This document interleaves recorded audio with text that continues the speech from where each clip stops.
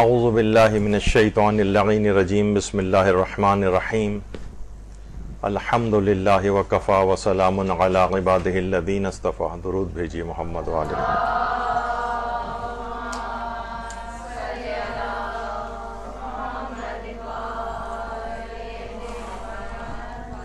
مقدس مقامات کی زیارت کے آداب اور فقہی احکام سے متعلق ہمارا درس نمبر 3. کوشش تو یہی ہوگی کہ تیسرے درس پر یہ سلسلہ مکمل کر دیا جائے، لیکن امکانات قوی موجود ہیں کہ ایک درس شاید اس موضوع پر اور ہو اگر انتظامیہ نے اجازت دی. دیکھیے، بات یہ بیان ہو رہی تھی اور عظمت کتنی بیان ہوئی کہ اتنی عظیم نعمت ہے یہ اور اتنی عظیم عبادت ہے یہ زیارت قبر امام حسین علیہ الصلوۃ والسلام، کہ ہر شخص کی خواہش ہے کہ وہ قبر امام کا زائر بنے. تو اس سلسلے میں ایک بات منسوب کی جاتی ہے آیت اللہ وحید خراسانی کی طرف. وہ یہ فرماتے ہیں کہ ہر روز صبح قبلہ رخ ہو کر اگر 3 مرتبہ کہیں صلی اللہ علیہ یا ابا عبداللہ، تاکہ آپ کا نام بطور زوار امام حسین کے رجسٹر میں درج کر دیا جائے. یعنی روزانہ صبح قبلہ رخ ہو کر 3 مرتبہ اگر صلی اللہ علیہ یا ابا عبداللہ کہا جائے تو اس بات کا لازمہ بنے گا کہ انشاءاللہ زیارت امام حسین اس کو نصیب ہو جائے گی. پھر آداب بیان ہو رہے تھے کہ زیارت کے آداب کیا ہیں، فقہی احکام کیا ہیں. تو چھٹے امام جعفر صادق علیہ الصلوۃ والسلام فرماتے ہیں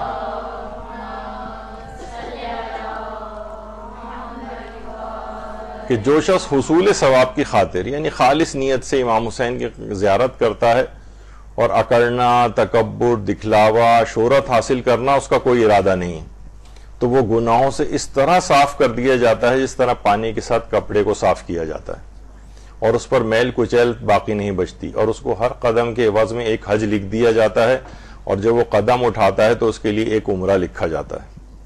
یعنی کن افراد کے لیے ہے یہ کہ جو حصول ثواب کی خاطر خالص نیت سے زیارت امام حسین کو انجام دیں.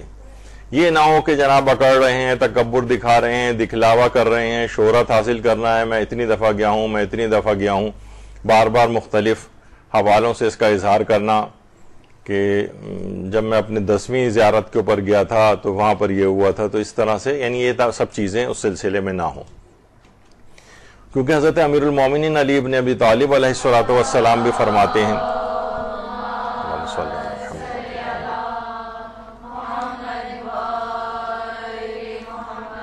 ہیں کہ عمل بغیر کسی ریاکاری اور دکھاوے کے انجام دو، کیونکہ جو بھی اللہ کے علاوہ کسی اور کے لیے عمل کرتا ہے تو اللہ اسی کے سہارے اس کو چھوڑ دیتا ہے. تو ہر وقت بس اپنا نماز بھی پڑھ رہے ہیں تو لوگوں سے سیلفیاں بنوا رہے ہیں، اور یعنی سیلفی تو خیر خود لی جاتی ہے لیکن تصویریں کھنچوا رہے ہیں. تو یہ مناسب کام نہیں کہ ہر وقت انسان جو ہے نا دکھاوا، دنیا داری، بس ایک دوسرے کو اپنی فوٹوگراف شیئر کرنا، یہ عبادت کے لطف کو بھی غارت کرتا ہے اور ریاکاری وغیرہ کے جذبے کو انسان کے اندر پیدا کرتا ہے. تو خالص نیت ہونی چاہیے. اور حلبی کہتے ہیں کہ میں نے ایک دفعہ امام صادق سے امام حسین کی قبر کی زیارت کے بارے میں سوال کیا تو آپ نے فرمایا سال میں 1 مرتبہ، لیکن میں شہرت کو پسند نہیں کرتا. یعنی ویسے تو کوشش یہ ہونی چاہیے کہ انسان ہر سال زیارت پہ جائے، لیکن اس کا مقصد نہ شہرت پسندی نہیں ہونا چاہیے کہ میں اتنی دفعہ گیا کہ اتنی دفعہ گیا. خالص نیت ہونی چاہیے. اچھا، اب جو فقہی احکام بیان ہو رہے تھے اس میں جب اذن دخول کی بات آئی تھی تو اذن دخول کے مثلا اولاد ائمہ کی قبور کے اوپر بھی جانا ہوتا ہے، تو کیا وہاں بھی اذن دخول پڑھا جائے گا؟ تو اگرچہ اذن دخول وغیرہ وہاں پہ بھی لکھے ہوتے ہیں لیکن وہ روایات میں نہیں آئے ہیں. اذن دخول روایات میں نہیں آئے ہیں، یا اولاد ائمہ کی جو زیارت ہے وہ بھی علماء نے انشاء کی ہے، سوائے ایک حضرت عباس علمدار علیہ الصلوۃ والسلام کی زیارت کے. اللہم صلی علی محمد وعلی محمد.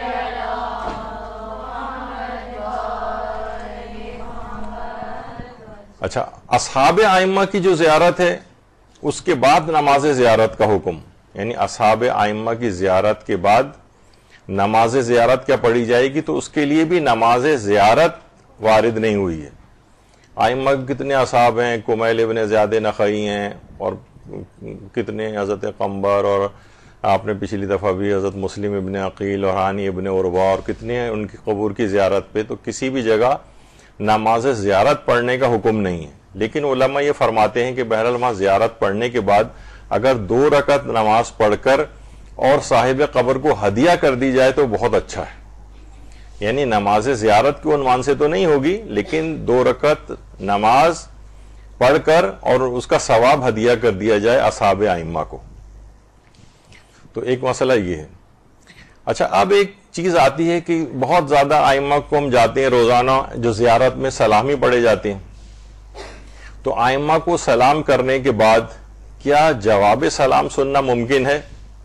جواب سلام، دیکھیں ایک عام شخص کو جب یہ حکم ہے کہ جب کوئی سلام کرے تو مسلمان تو اس کو سلام کا جواب دینا واجب ہوتا ہے، تو یہ ممکن نہیں ہے کہ ائمہ معصومین کو سلام کیا جائے اور وہاں سے سلام کا وہ جواب نہ دیں، لیکن پھر بھی ہمیں وہ سلام کا جواب کچھ لوگوں کو سنائی دیتا ہے اور کچھ لوگوں کو سنائی نہیں دیتا ہے۔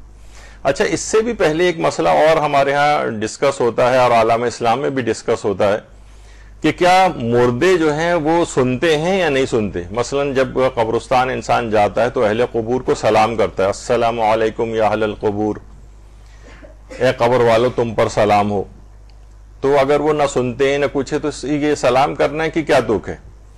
تو قبور والے جو ہے ہمارے ہاں تو یہ مسئلہ تقریباً طے شدہ ہے کہ اہل قبور سلام کو سنتے بھی ہیں سماع موتا کے نام سے، یہ تو ہمارے ہاں طے شدہ مسئلہ ہے، لیکن ہمارے برادران اہل سنت کے مختلف مکاتب فکر میں یہ مختلف فی ہے، یعنی وہاں پر ان میں آپس میں ذرا اختلاف چلتا رہتا ہے کہ کیا ہے اس مسئلہ، لیکن انہوں نے بھی سماع موتا کی حمایت پہ ان لوگوں نے بھی کافی کتابیں لکھی ہیں، اور یہاں تک کہ جس وقت لوگ دفن کر کے جا رہے ہوتے ہیں تو اس وقت مردہ ان کے قدموں کے جانے کی آہٹ کو بھی سنتا ہے، یہ اکثر علماء نے، لیکن بہرحال وہابی حضرات یا اس طرح کی جو ان کے مکتب فکر ہے وہ اس کو نہیں مانتے ہیں، تو بہرحال سماع موتا یعنی مردے سنتے تو ہیں۔ اب جواب سلام دینا تو یقیناً وہاں سے جواب سلام کچھ لوگوں کو سنائی دیتا ہے، بعض اوقات یہ ہوتا ہے کہ دیکھیے ہماری مادیت کے پردے، گناہوں کے پردے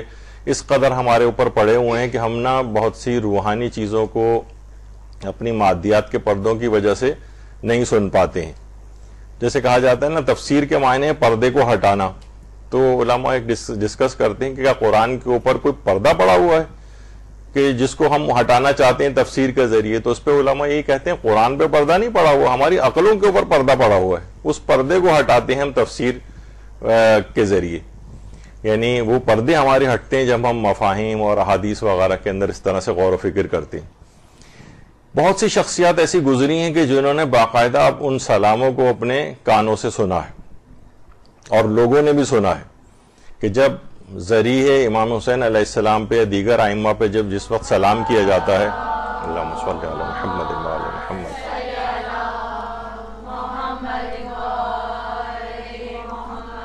تو وہاں سے جواب سلام آتا ہے۔ تو امام حسین کی جو روضہ ہے ان کی قبر کے قریب ہی حضرت ابراہیم المجاب کی قبر بھی ہے، اور ان کو المجاب اسی وجہ سے کہا جاتا ہے کہ جب یہ آتے تھے یہاں پر آ کر اور امام حسین کو سلام عرض کرتے تھے تو زری سے جواب سلام آیا کرتا تھا، اور ایک آدھ دفعہ کی بات نہیں ہے، جب بھی آتے تھے، ملتا ہے کتابوں کے اندر کہ جب بھی آتے تھے تو ہمیشہ جواب سلام آیا کرتا تھا، یہاں تک کہ بہت سے بزرگان اور علماء دین تک یہاں پر آ کر بیٹھنے لگے اور ابراہیم مجاب کا انتظار کیا کرتے تھے کہ جب وہ آئیں گے تو یہاں پر ہم آ کر ان کا جواب سلام سنیں گے۔ اسی جواب ملنے کی وجہ سے ان کو المجاب کہا جانے لگا۔ البتہ مجان یہ بھی ہے کہ یہ مجاب ان کا لفظ ہے یا مجان ہے، کیونکہ یہ زیرہ سازی بھی کیا کرتے تھے، زیرہ کو بنانا، جو آرمر جو ہوتی ہے جو کہ لڑنے کے لیے زیرہ بنائی جاتی ہے، اور ان کو مکفوف اور زریر بھی کہا جاتا ہے، یعنی یہ نابینا ہو گئے تھے۔ تو بہت سے علماء نے البتہ اس کے اوپر اعتراض بھی کیا ہے کہ نابینا ہو گئے تھے تو زیرہ سازی جیسے اس کے اندر ممکن نہیں ہے کہ کوئی نابینا شخص ہو، تو اس کو وہ بھی کیا، انہوں نے انکار بھی کیا ہے۔ تو آیت اللہ مرشی نجفی فرماتے ہیں کہ ابراہیم مجاب جو تھے، یہ میرے والد محمود مرشی تبریزی فرماتے تھے کہ ان کا نام اصل میں ان کا جو لقب ہے وہ مجان ہے، کیونکہ یہ زرہ سازی وغیرہ کیا کرتے تھے۔ اب آپ دیکھیں کہ کتنے اور لوگ بھی گزرے، کوئی شہدائے کربلا میں تو نہیں تھے، لیکن پھر بھی ان کو یہ کیسے سعادت ملی کہ امام حسین کے اتنا قریب آ کر دفن ہوئے۔ بہت سے علماء کہتے ہیں ان کا یہاں پر ہونے کا انکار بھی کرتے ہیں، لیکن زیادہ تحقیقی بہرحال بات یہ ہے کہ یہ یہیں پر ہی مدفون ہیں، اور اتنی کرامات ان کی قبر سے بھی جو ہے وہ ظاہر ہوتی ہیں۔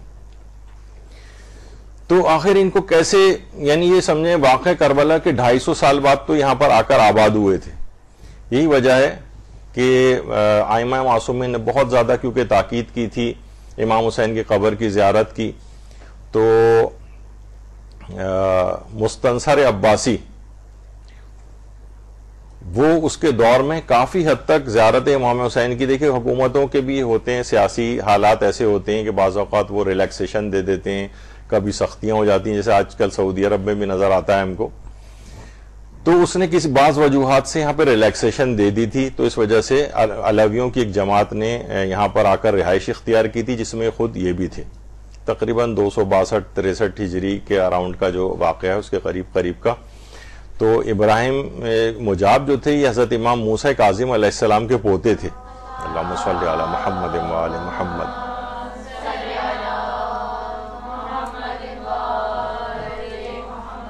والد کا نام ان کے محمد عابد تھا، جو آج بھی اچھا ان کے موضوع پر پوری کتابیں لکھی ہیں۔ آقا محمد مہدی فقیہ بحر العلوم نے ایک پوری کتاب لکھی ہے، ابراہیم مجاب مدفون در حائر حسینی، تو اس سے کافی مفصل جو ہے انہوں نے اس موضوع پر کتاب بھی لکھی ہے، اور آج بھی ان کی قبر مبارک پر یہ لکھا ہوا نظر آئے گا، السلام علی سید ابراہیم المجاب ابن سید محمد العابد اور ابن امام موسیٰ کاظم، کیونکہ امام موسیٰ کاظم علیہ السلام کے یہ پوتے تھے۔ بہت سی جگہوں پہ ان کو کہا جاتا ہے کہ براہ راست بیٹے تھے، یہ بات غلط ہے، امام موسیٰ کاظم کے بیٹے نہیں تھے بلکہ پوتے تھے۔ اور ایک چیز اور غلط نسبت دی جاتی ہے کہ یہ خود ابراہیم المجاب کے پوتے لال شہباز قلندر تھے، تو یہ ان کے درمیان بہت زیادہ زمانی فرق پایا جاتا ہے۔ اگر ان مان بھی لیں کہ لال شہباز قلندر جو ہے اپنے زمانے میں موجود تھے، تو بھی اتنا زمانی فرق ہے کہ کم سے کم پوتا ہونا ان کا ممکن نہیں۔ اچھا، اب یہ اتنا بڑا مقام ان کو کیسے ملا؟ شہدائے کربلا میں یہ تھے نہیں، 250 سال بعد تو واقع کربلا کے یہاں پر آ کر وہ آباد ہوئے۔ تو سب سے پہلے تو بے انتہا تقوی و پرہیزگاری، اس قدر تقوی و پرہیزگاری ان کا تھی کہ دیکھیے کچھ نہ کچھ خصوصیات تو ہوں گی نا کہ جس کی وجہ سے اتنا بڑا مقام ان کو ملا۔ یہ بیچ میں ایک چیز آ رہی ہے کہ جب ہم اتنے سلام کرتے ہیں تو ہر شخص کی خواہش ہے کہ امام کی طرف سے جواب سلام بھی تو سنیں۔ تو جب ہم دیکھتے ہیں کہ تاریخ میں ایسے افراد ملتے ہیں کہ جن کو جواب سلام ملا ہے، تو کچھ خصوصیات بھی تو ہوں گی ان کے اندر۔ ایسا تو نہیں ہے جیسے ہم لوگ ہیں کہ جناب پوری دنیا کے فسق و فجور اور سارے حرام اور گناہ انجام دے رہے ہوتے ہیں، اور خواہش یہ ہوتی ہے کہ جوار محمد و آل محمد میں جگہ مل جائے، اور خوب دعائیں ہو رہی ہوتی ہیں اس موضوع پر۔ تو کچھ کردار بھی تو بنانا پڑتا ہے۔ تو ایک تو تقوی و پرہیزگاری بہت زیادہ تھی۔ دوسری بات یہ کہ عبادت گزار اس قدر زیادہ تھے کہ قید خانوں کے اندر بھی رہے ہیں، 14 سال قید بھی برداشت کیے۔ آپ سوچ نہیں سکتے آدمی 1 سال بالکل ایسے گھٹے ہوئے قید خانے جو اس زمانے میں ہوتے تھے، 14 سال رہنا، تو اس پر خدا کا شکر ادا کرتے تھے کہ پروردگار تو نے مجھے یہ اگر قید بھی نصیب فرمائی ہے تو اپنی عبادت کے لیے کتنی فراغت مجھے مل گئی، ورنہ دنیا کے جھمیلوں میں دنیا میں غرق ہوتا۔ تو اس پہ شکر خدا انجام دیتے تھے، پوری رات عبادت میں بسر کرتے تھے، مشکل سے 1-8 گھنٹہ سوتے تھے اور پھر عبادت شروع کر دیتے تھے، پھر تھوڑا سا سو لیا کرتے تھے، پھر عبادت کرنا شروع کر دیتے تھے۔ یہاں تک کہ ایک خادمہ جو ان کے پاس اس زمانے میں ہوتی تھی جب یہ اپنے گھر پہ ہوتے تھے، تو وہ خود کہتی ہیں کہ یعنی ہر وقت یعنی یہ چلتے پھرتے وہ فرماتی ہیں کہ اس آیت کی تفسیر یعنی مجسم یہ آیت جو ہے ہمیں نظر آتی تھی ان کے اندر، کانوا قلیلا من اللیل ما یہجعون وبالاسحار هم یستغفرون، جو کہ سورہ والذاریات کی جو آیت ہے، یعنی متقین کی جو صفات بیان کی جا رہی ہیں کہ وہ راتوں کو بہت کم سوتے ہیں اور سحر کے وقت استغفار کرتے ہیں۔ تو کہا جاتا تھا کہ ان کو دیکھ کر یہ والی آیت قرآنی یاد آ جاتی تھی۔ تو بہرحال بے انتہا ان کا عبادت کس قدر زیادہ تھی، لوگوں کی غم گساری اس قدر زیادہ تھی کہ یہ بعض مظالم کی وجہ سے ایران سے اپنے بھائی کے ساتھ، سید احمد کے ساتھ، یہ ایران شیراز چلے گئے تھے، وہیں پر ان کے بھائی قتل ہو گئے. شاید یہ بھی ایک وجہ ہو کہ لوگوں نے سمجھنا شروع کر دیا کہ ان کی قبر تو شیراز میں، یہاں پر نہیں، لیکن ان کے بھائی کی قبر ہے اصل میں. تو وہاں جا کر انہوں نے کیا کیا، قرآن کی کتابت کا کام شروع کیا، اور جو بھی ان کو پیسے وغیرہ اس سے ملتے تھے یہ اس سے یعنی قرآن کی کتابت کرتے تھے، اس سے جو پیسے ملتے تھے اس سے 1000 غلام خرید کر آزاد کیے. یعنی شخصیت کے پہلو آپ دیکھیں کہ 1000 غلام انہوں نے آزاد کیے، اور ماں باپ کی اس قدر اطاعت گزار تھے کہ دن کے وقت بے تحاشا محنت و مزدوری کرتے تھے، اور اس کے بعد تھکے ہارے جب آتے تھے تو ہر شب جمعہ کو ایک شب جمعہ اپنے والد کو حرم امام حسین لے جاتے تھے کندھے پہ بٹھا کے، اور دوسری شب جمعہ اپنی والدہ کو لے کے جاتے تھے. تو ایک دفعہ ان کی والدہ نے کہا کہ بیٹا مجھے لے کر چلے جاؤ. بے تحاشا تھکے ہوئے آئے تھے محنت مزدوری کر کے، اور جسم میں شدید درد ہو رہا تھا، لیکن ذرا سی بھی رتی برابر بھی خیال نہیں کیا کہ میں اتنا تھکا ہوا آیا ہوں، انکار کر دوں والدہ کو. اسی طریقے سے والدہ کو اپنے کندھے کے اوپر بٹھا کے لے گئے. والدہ نے کہا بیٹا مجھے یعنی یہ لگتا ہے کہ میں شاید اگلی شب جمعہ تک زندہ نہ رہوں، تو تم مجھے ضرور لے کے چلے جاؤ. یہاں پر والدین اگر ذرا سا کچھ کہہ دیتے ہیں کام کرنے کو تو ہمیں موت پڑ جاتی ہے، اور نہ پانی بھی اگر مانگ لیں، 2-4 کام بھی کہہ دیں تو تڑاق سے ان کو عام طور پہ جواب دیا جاتا ہے. تو یہ دیکھیں سیرت کے یہ پہلو ہیں جن کی وجہ سے ان تمام افراد کو اتنے بڑے بڑے مقامات ملے ہیں. ابراہیم المجاب، ان کو پھر ظاہر ہے جب یہ وہاں جاتے ہیں تو جواب سلام آتا ہے، السلام علیکہ یا ابی یا جدہ ہو، یا السلام علیکہ یا ابا عبداللہ الحسین، تو جواب سلام آتا تھا علیکہ السلام یا سید ابراہیم، یا علیکہ السلام یا ولدی، اے میرے بیٹے تم پر بھی میرا سلام ہو. تو یہاں تک امام کا لوگ، علماء اور جو بزرگان تھے وہ وہاں بیٹھ کر انتظار کرتے تھے کہ ابراہیم و مجاب کب آئیں گے اور وہ آ کر سلام کریں گے، اور ہم ذریعے سے جواب سلام سنیں گے. درود بھیجیے محمد علیہ.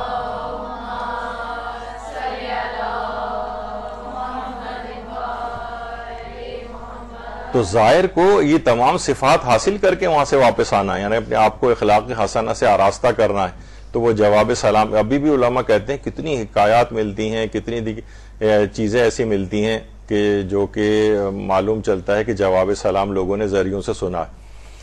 اچھا، ایک شخصیت اس لحاظ سے اور بھی تھی ہمارے پاکستان میں کہ جن کے حوالے سے کہ وہ حرم امیر المومنین جب جا کے انہوں نے سلام عرض کیا تھا تو حرم امیر المومنین سے، قبر امیر المومنین سے جواب سلام کی آواز سنی گئی تھی. تو اچھا، ایک بات اس میں اور میں بیچ میں بیان کر دوں، تو یہ باتیں زیادہ ہمارے ہاں مشہور نہیں ہو پاتی. اس کی ایک وجہ ہے کہ ہم ایرانی نہیں ہیں. دیکھیں ایرانیوں کے اندر ہے وہ چیزوں کو ڈاکومنٹ کرتے ہیں. کوئی بھی ایک واقعہ ہوتا ہے اس کو تحقیق کر کے اس کے بعد کتابوں میں لکھ دیا جاتا ہے، اس کو 10 کتابوں 20 کتابوں کے اندر آ جاتا ہے اور شہرت پا جاتا ہے. ہمارے ہاں یہ ہوتا ہے، ایک تو قوم کی اوور آل ہے کہ ڈاکومنٹ نہیں کرتے چیزوں کو، کتابیں لکھنے پڑھنے کا کوئی شوق نہیں ہے، اور بلکہ ایک اور بھی چیز ہے کہ لوگ اگر کوئی بیان کرے بھی تو لوگ جھٹلاتے ہیں ان چیزوں کو. یعنی پہلی چیز یہ ہے کہ وہ چیز کو جھٹلایا جائے. اب میں واقعہ مثلا بیان کروں گا بھی، اس کے بعد جو ہے نا لوگ یعنی بہت سارے جن کی طبیعتیں تضعیف کی طرف بہت مائل ہیں، کس طرح سے واقعے کو ضعیف ثابت کیا جائے، کس طرح سے اس کو جھوٹا ثابت کیا جائے. بہت ساری یعنی جو بھی فضائل، حتیٰ کہ ائمہ کے فضائل کے اندر بھی ہوتا ہے کہ بس ان کو کوشش کر کے کس طرح سے کوئی راوی ہے ایسا نکال لیا جائے اس میں سے کہ جو مجہول ہو، یا روایت کو مرسل بنا دیا جائے، یا تو اس کو ناقابل اعتبار، شکوک و شبہات ڈالنا. تو یہ قوم کا ایک عمومی مزاج بھی ہے. خیر، تو ہمارے میرپور خاص میں سندھ میں واگرے جی کا ایک علاقہ ہے جہاں دانشگاہ جعفریہ آج بھی موجود ہے. یہاں سے بہت بڑے بڑے علماء بن کے نکلے ہیں، بہت مقدس علماء، حتیٰ کہ بہت سارے علماء جو معاشرے کے اندر ابھی بھی کام کرتے ہوئے نظر آ رہے ہیں وہ واگرے جی میں کچھ نہ کچھ انہوں نے تعلیم دین حاصل کی ہے. جو اس کے بانی تھے مولانا غلام مہدی نجفی، یہ بہت ہی صاحب کرامت شخصیت تھے. ہمارے استاد محترم مولانا صادق حسن صاحب قبلہ کئی مرتبہ ان کا یہ واقعہ کہ جب یہ گئے تھے وہاں پر اور زری کے اوپر جا کر انہوں نے سلام عرض کیا تھا تو جواب سلام جو ہے وہ سنا گیا تھا. اچھا بعض اوقات یہ ہوتا ہے کہ یہ کنفیوژن تھا کہ انہی کے بعد ان کے دست راست اور اس لحاظ سے قریبی افراد میں مولانا عباس علی نجفی بھی ہوتے تھے. تو مولانا کی زبانی تو تھا لیکن یہ کنفیوژن تھا کہ مولانا غلام مہدی نجفی کا یہ واقعہ ہے یا مولانا عباس علی نجفی کا یہ واقعہ ہے. تو ابھی دانشگاہ جعفریہ کے سید محسن مہدوی جو ان کے بیٹے ہیں وہ اب ان کے پرنسپل ہیں, یعنی غلام مہدی نجفی صاحب کے ان کے بیٹے سے پھر فون کر کے ہمارے ایک قابل قدر اور عالم دین جو مدرسۃ القائم سے بھی ان کا تعلق ہے, تو انہوں نے باقاعدہ ان سے تحقیق کی اور بات کی, تو ان کے بیٹے نے بھی اس بات کی تصدیق کی مولانا محسن مہدوی نے کہ یہ والد کے ساتھ ہمارے واقعہ ہوا تھا اور 1954-55 کے قریب کا زمانہ تھا وہ جب یہ واقعہ ہوا ہے کہ سلام انہوں نے عرض کیا تھا اور وہاں سے جواب سلام زری سے سنا گیا تھا. تو مولانا غلام مہدی نجفی صاحب ان کی بڑی اس لحاظ سے شخص بہت اچھا, اس مدرسے سے بہت سے مولانا سمر حسن زیدی صاحب اور مولانا عباس علی نجفی ہیں, یہ ان کی قبر مبارک بھی وہیں پر بنی ہوئی. یہ مولانا غلام مہدی نجفی کی قبر ہے اور آج بھی اتنی صاحب کرامات ہیں ان کی قبر سے آج تک بھی کرامات جو ہیں وہ منسوب کی جاتی ہیں, اور یہ ان کی قبر پہ جا کر جو بھی دعا اللہ سے مانگی جاتی ہے ان کو وسیلہ قرار دے کر وہ لازمی وہ دعا آج بھی قبول ہو جاتی ہے. اللہم صلی علی محمد و علی محمد.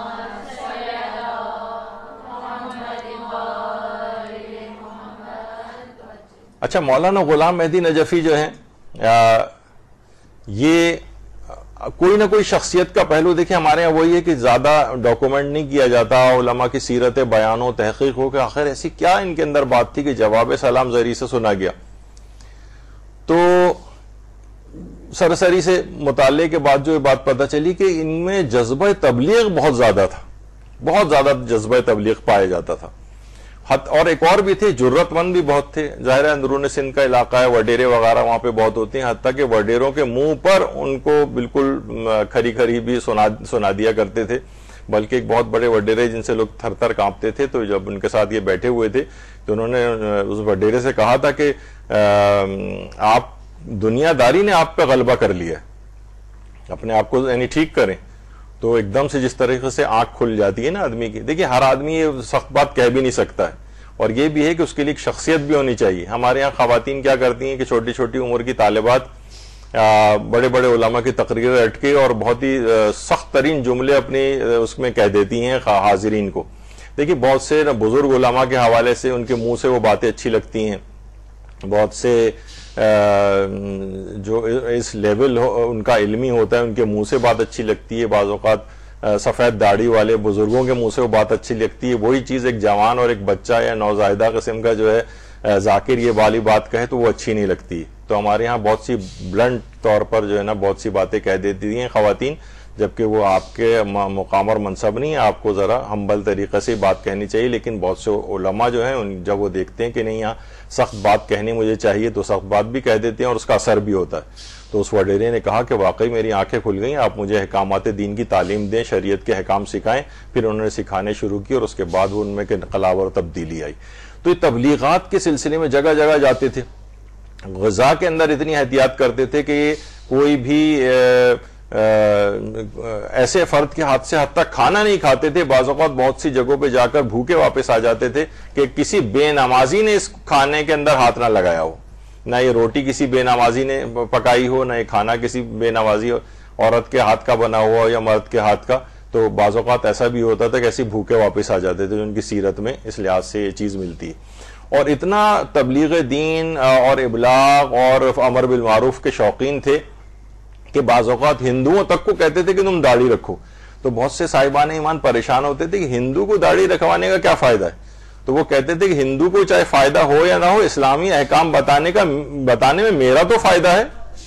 تو بعض اوقات یہ بھی ہوتا ہے نا کہ ہم یہ سوچتے ہیں کہ بھئی یہ اس کو کہیں گے تو کیا فائدہ ہوگا, اس کو فائدہ ہو یا نہ ہو. جیسے ہمارے ہاں کہا جاتا ہے نا کہ بھئی یہ ہٹا کٹا فقیر ہے, اس کو ہم پیسے کیوں دیں. بھائی اس کو فائدہ ہو یا نہ ہو, آپ کا تو دینے میں فائدہ ہی فائدہ ہے. یعنی آپ جو صدقے کی نیت سے پیسہ دیں گے, چاہے وہ ہٹا کٹا ہی کیوں نہ ہو, آپ کو صدقہ کا ثواب جو ہے وہ مل جائے گا. تو بہرحال ان کے ساتھ بھی ہوتا تھا, کہتے تھے فائدہ تو میرا. تو بہرحال ان کی اور بھی شخصیت کے بہت پہلو ہوں گے. تقدس معابیب تو بے انتہا تھی, کرامات آج بھی ان کی خبر سے جو ہے وہ ساتیں ہوتی ہیں.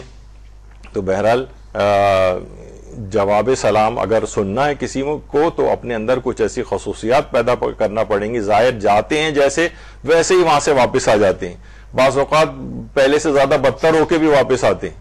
جبھی بہت سے علماء کہتے ہیں کہ حج پہ جانے والوں کا تو اعتبار کرنا, واپس آنے والوں کا اعتبار نہ کرنا. کہا جاتا ہے نا کہ حج پہ جا رہے ہیں جناب, لوگوں سے معافیاں مانگ رہے ہیں اور اپنے خمس کو ٹھیک کر رہے ہیں اور فلاں چیز کر رہے ہیں اور یہ کر رہے ہیں وہ کر رہے ہیں. اس وقت تو بہت آدمی جب پہلا حج کرنے جا رہا ہوتا ہے تو کتنا زیادہ متوجہ ہوتا ہے, اور اس کے بعد جب وہاں حج وج کر لیتی ہیں اور پورا اطمینان ہو جاتا ہے کہ ہاں سارے گناہ بخشے گئے, تو گویا ایک لحاظ سے تازہ دم ہو کر نئے گناہوں کی تیاری کے ساتھ واپس آنے والی ایک فطرت ہو جاتی ہے انسان کی. تو ایسا نہیں ہونا چاہیے. تو بہرحال یعنی کیونکہ ہم آداب بھی بیان کر رہے ہیں تو ظاہر اس طرح سے وہاں سے واپس آئے کہ کچھ نہ کچھ نیک خصوصیات اپنے اندر پیدا کرنے کا عزم کرے, کچھ نہ کچھ ایسی یعنی کوئی تو شخصیت کا ایسا پہلو ہونا چاہیے. دیکھیے مختلف شخصیات ایک سے زائد بھی پہلو پیدا کیے جا سکتے ہیں, لیکن کم سے کم کوئی تو ایسا پہلو ہو کہ آپ کے اندر جس میں آپ ایکسل کریں, آپ ایک برائٹنس آپ کے اندر ہے کہ جناب فلاں جو ہے وہ تبلیغ کے اندر بہت زبردست ہے, فلاں چیز وہ ان کے اندر اخلاق بہت اچھا ہے, فلاں جو ہے وہ خدمت دین کے اندر جو ہے نا بہت زیادہ ہے. یعنی کوئی نہ کوئی شخصیت کا ایک ایسا نمایاں پہلو, کوئی خدمت خلق کے اندر جو ہے بہت آگے بڑھ جائے, کوئی لوگوں کی قرات آپ کوئی ٹھیک کروانے لگے, کوئی لوگوں کے وضو ٹھیک کروائے, کچھ خواتین کے فقہی احکام والا جو ہے وہ بیڑا اٹھا لیں. تو اس طرح سے بہت سارے اپنی شخصیت کا کوئی ایسا نمایاں پہلو ضرور رکھیے کہ لوگوں کے دماغ میں ذکر کرتے ہی وہ والا پہلو آپ کا آئے, وہ والی خصوصیت آپ کی آئے, اور اسی میں آپ دین کی خدمت کریں. تو انشاءاللہ پھر دیکھیں گے وہ ظاہر بھی اور وہ عام مومن اور یا مومنہ بھی اس قسم کی جو ہے وہ چیزیں پیدا کر سکتے ہیں اپنے اندر کے, وہاں سے پھر اگر سلام کریں تو جواب سلام بھی سنا جا سکے. اچھا اب آگے بڑھتے ہیں ان مسائل کے اندر. زیارت عاشورہ جب وہاں جا رہے ہیں تو 100 لعن اور 100 سلام کے ساتھ زیارت عاشورہ کا پڑھنا یہ خود ایک بہت بڑا ایک مسئلہ ہے. اچھا وہاں جا کر بھی ایک دفعہ سفر میں علامہ طالب جوہری صاحب قبلہ کے بیٹے امجد جوہری بھی ہمارے ساتھ تھے, تو گروپ میں بہت سارے لوگ سوال جواب ان سے کر رہے تھے. تو ایک بڑے اچھا انہوں نے جملہ ایک سوال کے جواب میں کہا, کسی نے پوچھا کہ آغا کیا یہاں پر ہم جو زیارت عاشورہ پڑھیں گے کربلا میں امام حسین کی تو اس میں 100 لعن اور 100 سلام بھی پڑھیں؟ تو انہوں نے کہا اگر یہاں پر زیارت عاشورہ کو 100 لعن اور 100 سلام کے ساتھ آپ نہیں پڑھیں گے تو پھر کہاں پڑھیں گے؟ یعنی عام طور پہ ہوتا ہے نا کہ بھئی یعنی جو مخصوص اس کی جگہ ہے خاص کربلا قبر امام حسین, وہاں زیارت عاشورہ پڑھیں, اور وہاں پر بھی آپ کہہ رہے ہیں کہ 100 لعن اور 100 سلام میں نہ پڑھوں. تو انہوں نے کہا یہاں پر بھی نہیں پڑھیں تو پھر کہاں پر پڑھیں گے؟ تو بہرحال لوگوں کو ذرا بڑا بھی لگتا ہے. تو اس سلسلے میں علماء جو بات بیان فرماتے ہیں کہ زیارت عاشورہ میں 2 مقامات پر عبارت کو 100 مرتبہ پڑھنے کو کہا گیا ہے, اور عام طور پہ وہ جو عبارت ہے خاص طور پر لعن والی وہ 2-3 لائنوں کی وہ 100 دفعہ پڑھیں تو بہت مشکل ہوتا ہے. تو بہت سے مومنین صرف 1 بار پڑھتے ہیں, بہت سے 10 بار پڑھتے ہیں. تو ایک عالم ہیں قم میں آیت اللہ استاد احمد عابدی, انہوں نے فرمایا ہے کہ ضروری نہیں کہ جو طویل جملات ہیں لعن کے یا ان کو پورا 2-3 لائنوں کا 100 دفعہ پڑھا جائے, بلکہ 100 دفعہ صرف اس یوں پڑھ لیا جائے اللہم العنہم جمیعا. یہ تو 100 دفعہ انسان پڑھ سکتا ہے بہت جلدی, نہ کہ وہ پوری طویل عبارت. یہ پڑھنا ضروری نہیں بلکہ اللہم العنہم جمیعا یہ بس کہہ دیا جائے. البتہ جو سلام ہے السلام علی الحسین وعلی علی ابن الحسین وعلی اولاد الحسین وعلی اصحاب الحسین, اس کو 100 مرتبہ ہی پڑھا جائے. تو اگر بہرحال عمومی زندگی کا بھی مسئلہ ہے اور زیارت کے لیے وہاں جا رہے ہیں تو وہاں تو کوشش کریں کہ پورا 100 لعن اور 100 سلام وہ 3 عبارت 3 لائنوں والا ہی 100 دفعہ پڑھ لیں. تو کم سے کم 1 دفعہ تو پڑھ ہی لیا جائے وہاں پر تاکہ زیارت عاشورہ کا ایک مکمل حق ادا ہو سکے. تو ایک تو چیز یہ ہو گئی. ہاں ایک بات اس میں اور علماء کہتے ہیں کہ 100 دفعہ سلام کیوں ان کو کیا جائے. تو بہت سے علماء یہ بات بھی کہتے ہیں کہ اس قدر مظالم ہوئے, ظالموں کے اتنے لشکر وہاں پر موجود ہوتے تھے تو سوائے اصحاب باوفا کے کوئی امام کو سلام کرنے کو بھی تیار نہیں ہوتا تھا. تو اللہ نے ایسا انتظام کیا کہ قیامت تک آنے والے ہر مومن 100 مرتبہ ان کو سلام کیا کریں گے. یعنی امام حسین, ان کی اولاد اور ان کے اصحاب کو ایک ایسا انتظام زیارت عاشورہ کے اندر ہوا. اچھا کیونکہ دیکھیں زیارت عاشورہ کا ایک ایک لفظ جو اس کے اندر پڑھا جاتا ہے نا، آیت اللہ شیخ جعفر شوستری نے خصائص حسینیہ میں لکھا ہے کہ عقل دنگ رہ جانے والی زیارت کی فضیلتوں میں 16 فضیلتیں ایسی ہیں جن میں ہر فضیلت 100 فضیلتوں سے برتر ہے۔ ان میں سے ایک فضیلت یہ ہے کہ زیارت کے الفاظ میں سے ہر لفظ کے عوض زائر کو خدا کی رحمت کا ایک حصہ ملتا ہے، ہر حرف کے عوض۔ یعنی اگر آپ لوگ گھبرا جاتے ہیں کہ 100 دفعہ میں فلاں چیز کیسے پڑھوں گا، یہاں پر ایک ایک حرف کے بدلے رحمت خداوندی کو چھوٹی موٹی چیز تو نہیں، لیکن رحمت خداوندی کا ایک حصہ مل جاتا ہے۔ ایک ایک حرف کے بدلے کتنے حروف ہیں، اور وہ 100 دفعہ بھی اگر وہ پڑھیں گے لان اور سلام، تو حروف کا اندازہ لگائیں، کوئی بیٹھ کر گنے کہ کتنے رحمت الہی اس کے شامل حال ہو جائے گی۔ اچھا اب ایک مسئلہ آتا ہے کہ حرم میں ہم جا رہے ہیں، حرم میں صحن بھی ہیں، رواق بھی ہیں، اپنے ہوٹل بھی ہے، کسی اور جگہ جا رہے ہیں، راستے بھی ہیں، نمازوں کا ثواب زیادہ کہاں ملتا ہے؟ زیادہ دیکھیے سب سے پہلی بات تو یہ ہے کہ خود ثوابوں کے اعتبار سے بھی نا، جگہوں کے اعتبار سے بھی نمازوں کے ثواب جو فضیلتیں ہیں وہ الگ الگ ہیں۔ مثلا مسجد النبوی کے اندر اگر کوئی شخص نماز پڑھتا ہے تو 10,000 نمازوں کے برابر ثواب ہے، 10,000 نمازیں۔ اور اگر خانہ کعبہ کے اندر نماز پڑھتا ہے مسجد الحرام میں تو وہاں پر 1,00,000 نمازوں کے ثواب کے برابر۔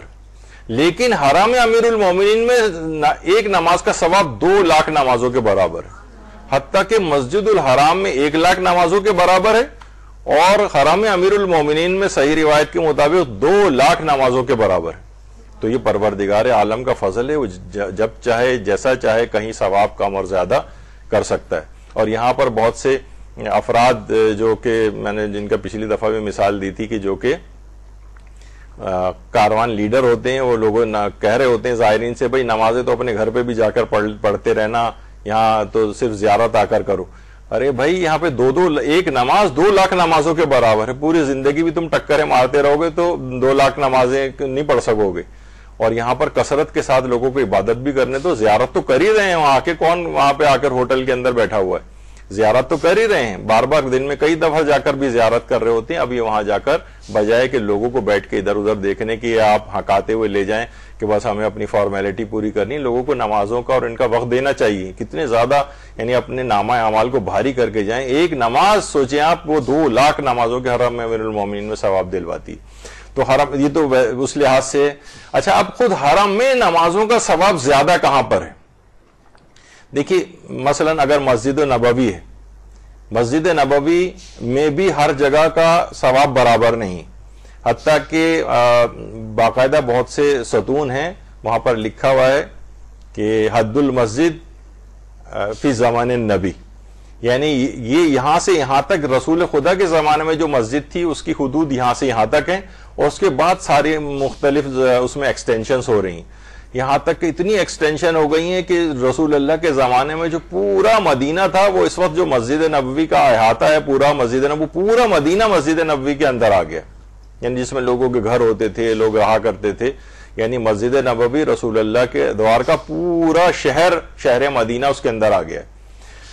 تو ظاہر ہے کہ جو قدیم مسجد رسول اللہ کے دور میں تھی اس کا ثواب زیادہ ہے۔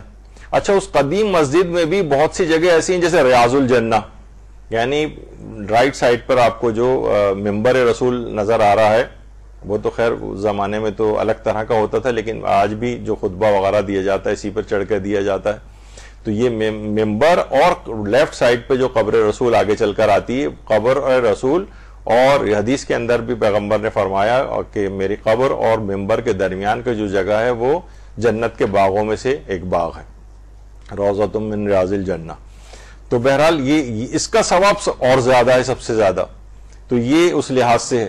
اچھا اگر ہم خانہ کعبہ مسجد الحرام کے اندر دیکھیں، وہاں پر بھی ہر جگہ کا ثواب برابر نہیں ہے کہ مسجد الحرام میں ہم کہیں پہ بھی کھڑے ہو جائیں تو ایک ہی ہمیں ثواب ملے گا۔ امام علی رضا علیہ السلام سے یہ بات پوچھی گئی،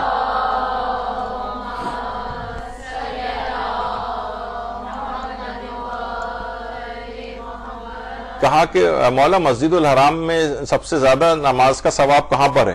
تو امام نے فرمایا حتیم میں۔ حتیم ہمارے ہاں عام طور پر جو شہرت پا گئی ہے جگہ، وہ گول دیوار والی جگہ ہے، ابھی جو میں آگے چل کر دکھاؤں گا ابھی آپ کو، لیکن اصلاً روایات کے اندر جو حتیم جس کو کہا گیا ہے وہ حجر اسود اور خانہ کعبہ کے جو دروازے کے درمیان کا ایریا ہے، یہ جہاں پہ آپ کو لوگ عام طور پر چمٹے ہوئے نظر آ رہے ہیں، لیفٹ سائڈ پر حجر اسود وہ ہے جہاں پر یہ پولیس والا کھڑا ہوا ہے، اور اس سے لے کر باب کعبہ کے درمیان کا جو جگہ ہے وہ حتیم کہلاتا ہے۔ روایات کے اندر حتیم اسے کہا گیا ہے۔ کا سب سے زیادہ ثواب اس کے بہت ہی قریبی خانہ کعبہ سے ٹیک لگا کر جب امام زمانہ علیہ السلام ظہور فرمائیں گے، اللہم صلی علی محمد و آل محمد،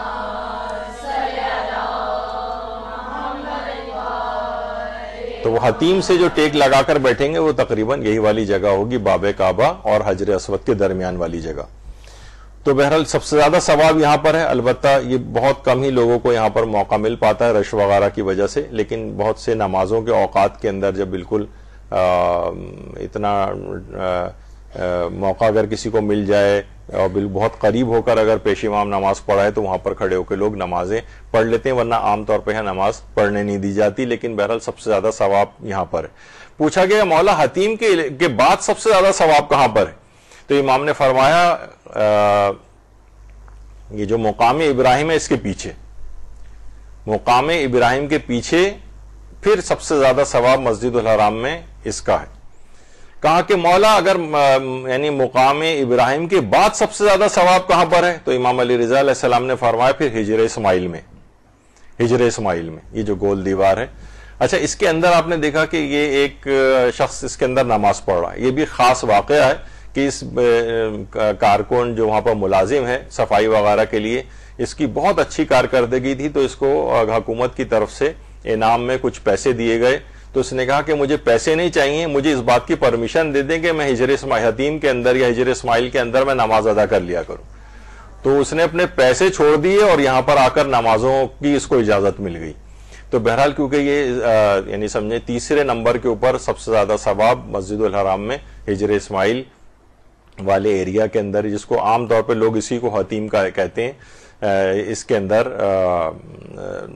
نماز کا ثواب سب سے زیادہ ہے۔ کہا کہ مولا حتیم کے یہ جو ہجر اسماعیل کے بعد سب سے زیادہ ثواب کہاں ہے؟ تو امام نے فرمایا پھر جتنا کعبے سے قریب نماز پڑھی جائے گی اتنا ثواب زیادہ ملے گا، جتنا کعبے سے قریب پڑھی جائے گی۔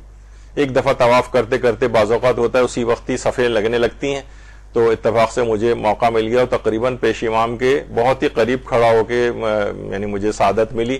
بہرحال وہ پولیس والے یہ وہ ظاہر ہے میں ہاتھ کھول کے نماز پڑھ رہا تھا، ویسے ہی وہاں پر یہ والے مسائل ہیں، تو پورے وقت وہ لوگ بہت چوکنا ہو کے مجھے دیکھتے رہے کہ کیا ہے۔ بہرحال اتفاق ایسا تھا کہ گھومتے گھومتے اسی جگہ کے اوپر آ گیا۔ تو بہرحال یہ کہ عام طور پہ اس انداز سے کھڑے نہیں ہونے دیتے یا مشکوک سمجھ رہے ہوتے ہیں کہ ویسے ہاتھ کھول کے نماز پڑھ رہا ہے، کون ہے کیا ہے۔ تو بہرحال بہت قریب، جتنا خانہ کعبہ سے قریب ہو کر پڑھی جائے گی، امام نے فرمایا پھر اس کا ثواب سب سے زیادہ ہے۔ اور اسی طریقے سے جو خانہ کعبہ کے جو چار کونے ہیں، ان کونوں کے بالکل سیدھ میں جہاں تک بھی ان کونوں کی طرف یعنی چار، جب یہ جو وداع کے اعمال بتائے جاتے ہیں، جب انسان عمرہ یا حج سے واپس آ رہا ہوتا ہے تو اس وداع کے مستحبات میں سے ایک ہے کہ وہ خانہ کعبہ کے چاروں کونوں کی سمت میں ایک ایک نماز پڑھے، 2 رکعت نماز ہر سمت میں ایک ایک کونے پر۔ تو بہرحال یہ بھی ایک جو تاکید والی جو ہے جگہ ہیں کہ جہاں پر نماز کا ثواب زیادہ ہے۔ اچھا، اب آ جائیے کہ حرم میں نمازوں کا ثواب کہاں ملے گا؟ مثلا ہم صحن میں نماز پڑھ رہے ہیں، رواق میں نماز پڑھ رہے ہیں، ہوٹل میں نماز پڑھ رہے ہیں، تو اس میں پھر علماء فرماتے ہیں کہ جس قدر بھی زرعی کے قریب ترین آپ کو جگہ مل جائے قبر امام کے، اس کا ثواب سب سے زیادہ ہے۔ البتہ ایک شرط کے ساتھ ہے، وہ یہ ہے کہ جو زیارت کرنے والے ہیں ان کے لیے مزاحمت کریٹ نہ ہو، یعنی ایسا نہ ہو کہ لوگ زیارت کے لیے آ رہے ہیں اور سارے لوگ وہاں نمازیں پڑھنے کے لیے کھڑے ہوئے، ان لوگوں کو بیچاروں کو زیارت کرنے کو نہیں مل رہی ہے۔ مزاحمت نہیں ہونی چاہیے، ہاں ادھر ادھر سائیڈوں میں اگر آپ کو جگہ مل جائے، جتنا زرعی کے قبر کے قریب کھڑے ہو کے قبلہ رخ ہو کے نماز پڑھیں گے اتنا زیادہ ثواب ہے بنسبت دور کی جگہوں کے۔ تو لوگ عام طور پر اگر جگہ خالی بھی ہوتی ہے اسے چھوڑ کے صحنوں وحنوں میں ادھر ادھر جا کے پڑھنا شروع کر دیتے ہیں، وہاں پہ بھی ٹھیک ہے، لیکن زیادہ ثواب لینا ہے تو زرعی کے اور قبر کے جتنی قریب پڑھی جائے گی اس کا ثواب زیادہ ہے۔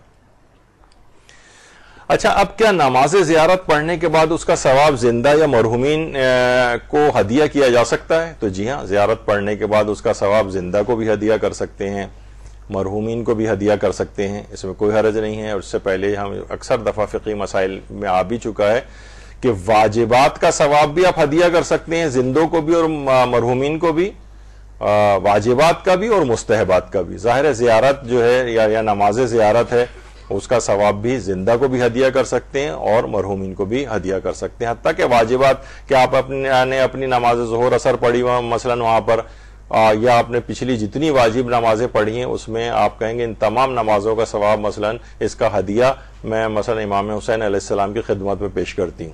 تو جتنی آپ نے اب تک واجب نمازیں پڑھی ہیں، واجب روزے رکھے ہیں، واجب حج کر کے آئے ہیں، یہ آقا سیستانی کا بھی فتویٰ ہے، دیگر علماء بھی کہتے ہیں کہ ثواب کو ہدیہ کیا جا سکتا ہے. زندوں کے لیے بھی ہدیہ کر سکتے ہیں، اپنے مرحومین کو بھی ہدیہ کر سکتے ہیں، اس میں کوئی حرج اور اس کی رکاوٹ کی بات نہیں. تو نماز زیارت جو آپ نے پڑھی ہے اس کا ثواب بھی ہدیہ کر سکتے ہیں. اچھا، کیا کسی زندہ شخص کی نیابت میں زیارت کر سکتے ہیں؟ تو جی ہاں، نیابت میں مثلا اپنے وطن میں اپنے بہن بھائی اپنے والدین کو چھوڑ کر گئے ہیں، ان کی نیابت میں بھی آپ زیارت کر سکتی ہیں. یا مثلا کوئی ساتھ گیا ہے، کسی کی طبیعت خراب ہے، وہ اس وقت زیارت کے لیے نہیں جا پا رہا ہے، آپ نے کہا میں تمہاری نیابت میں زیارت کر لوں گی. زیارت کریں اور اس کا ثواب اس شخص کو ہدیہ کر دیں، یا اس کی نیابت میں اس کی طرف سے زیارت کر لیں، اس کو ثواب مل جائے گا انشاءاللہ. تو زندہ شخص کی نیابت میں بھی زیارت ہو سکتی ہے. اچھا، مشی جو عام طور پہ پیدل چلنا ہے، پیادہ روی جس کو کہا جاتا ہے، تو اس کا ثواب کیا زندہ اور مرحومین کو ہدیہ کر سکتے ہیں؟ تو اس کا بھی جواب ہے کہ جی ہاں، مشی کا ثواب بھی، کیونکہ پیدل چلنے کی الگ سے روایات ہیں، بہت زیادہ کثرت کے ساتھ روایات ہیں کہ ائمہ معصومین کی زیارت پیدل کی جائے. وہ یعنی نجف سے کربلا پیدل چلنے کے متعلق نہیں ہے، لیکن مشی یعنی کتنا بھی انسان چل سکے. اچھا، بعض اوقات سوچتے ہیں کہ جب ہم ہیں تو وہ تو 2-3 دن کا ہوتا ہے کہ جناب آپ نجف سے چلیں اور کربلا اور لوگوں کے پاؤں میں چھالے پڑ جاتے ہیں، درد ہو جاتا ہے اور کیا کیا چیزیں ہو جاتی ہیں. تو ضروری نہیں کہ پورا از اول تا آخر آپ پیدل چلیں، جتنا چل سکیں ہمت ہے اتنا چلیں، بعد میں سواری کر کے آپ کربلا پہنچ جائیں. تو بہرحال اس کا ثواب بھی، مشی کا ثواب بھی زندوں کو بھی ہدیہ کر سکتے ہیں، مرحومین کو بھی ہدیہ کر سکتے ہیں. ایک دماغ میں اکثر لوگوں کے سوال آتا ہے کہ ہدیہ کرنے کے بعد ہمارے پاس بھی کچھ بچتا ہے یا ہم نے سارا دوسرے کو دے دیا؟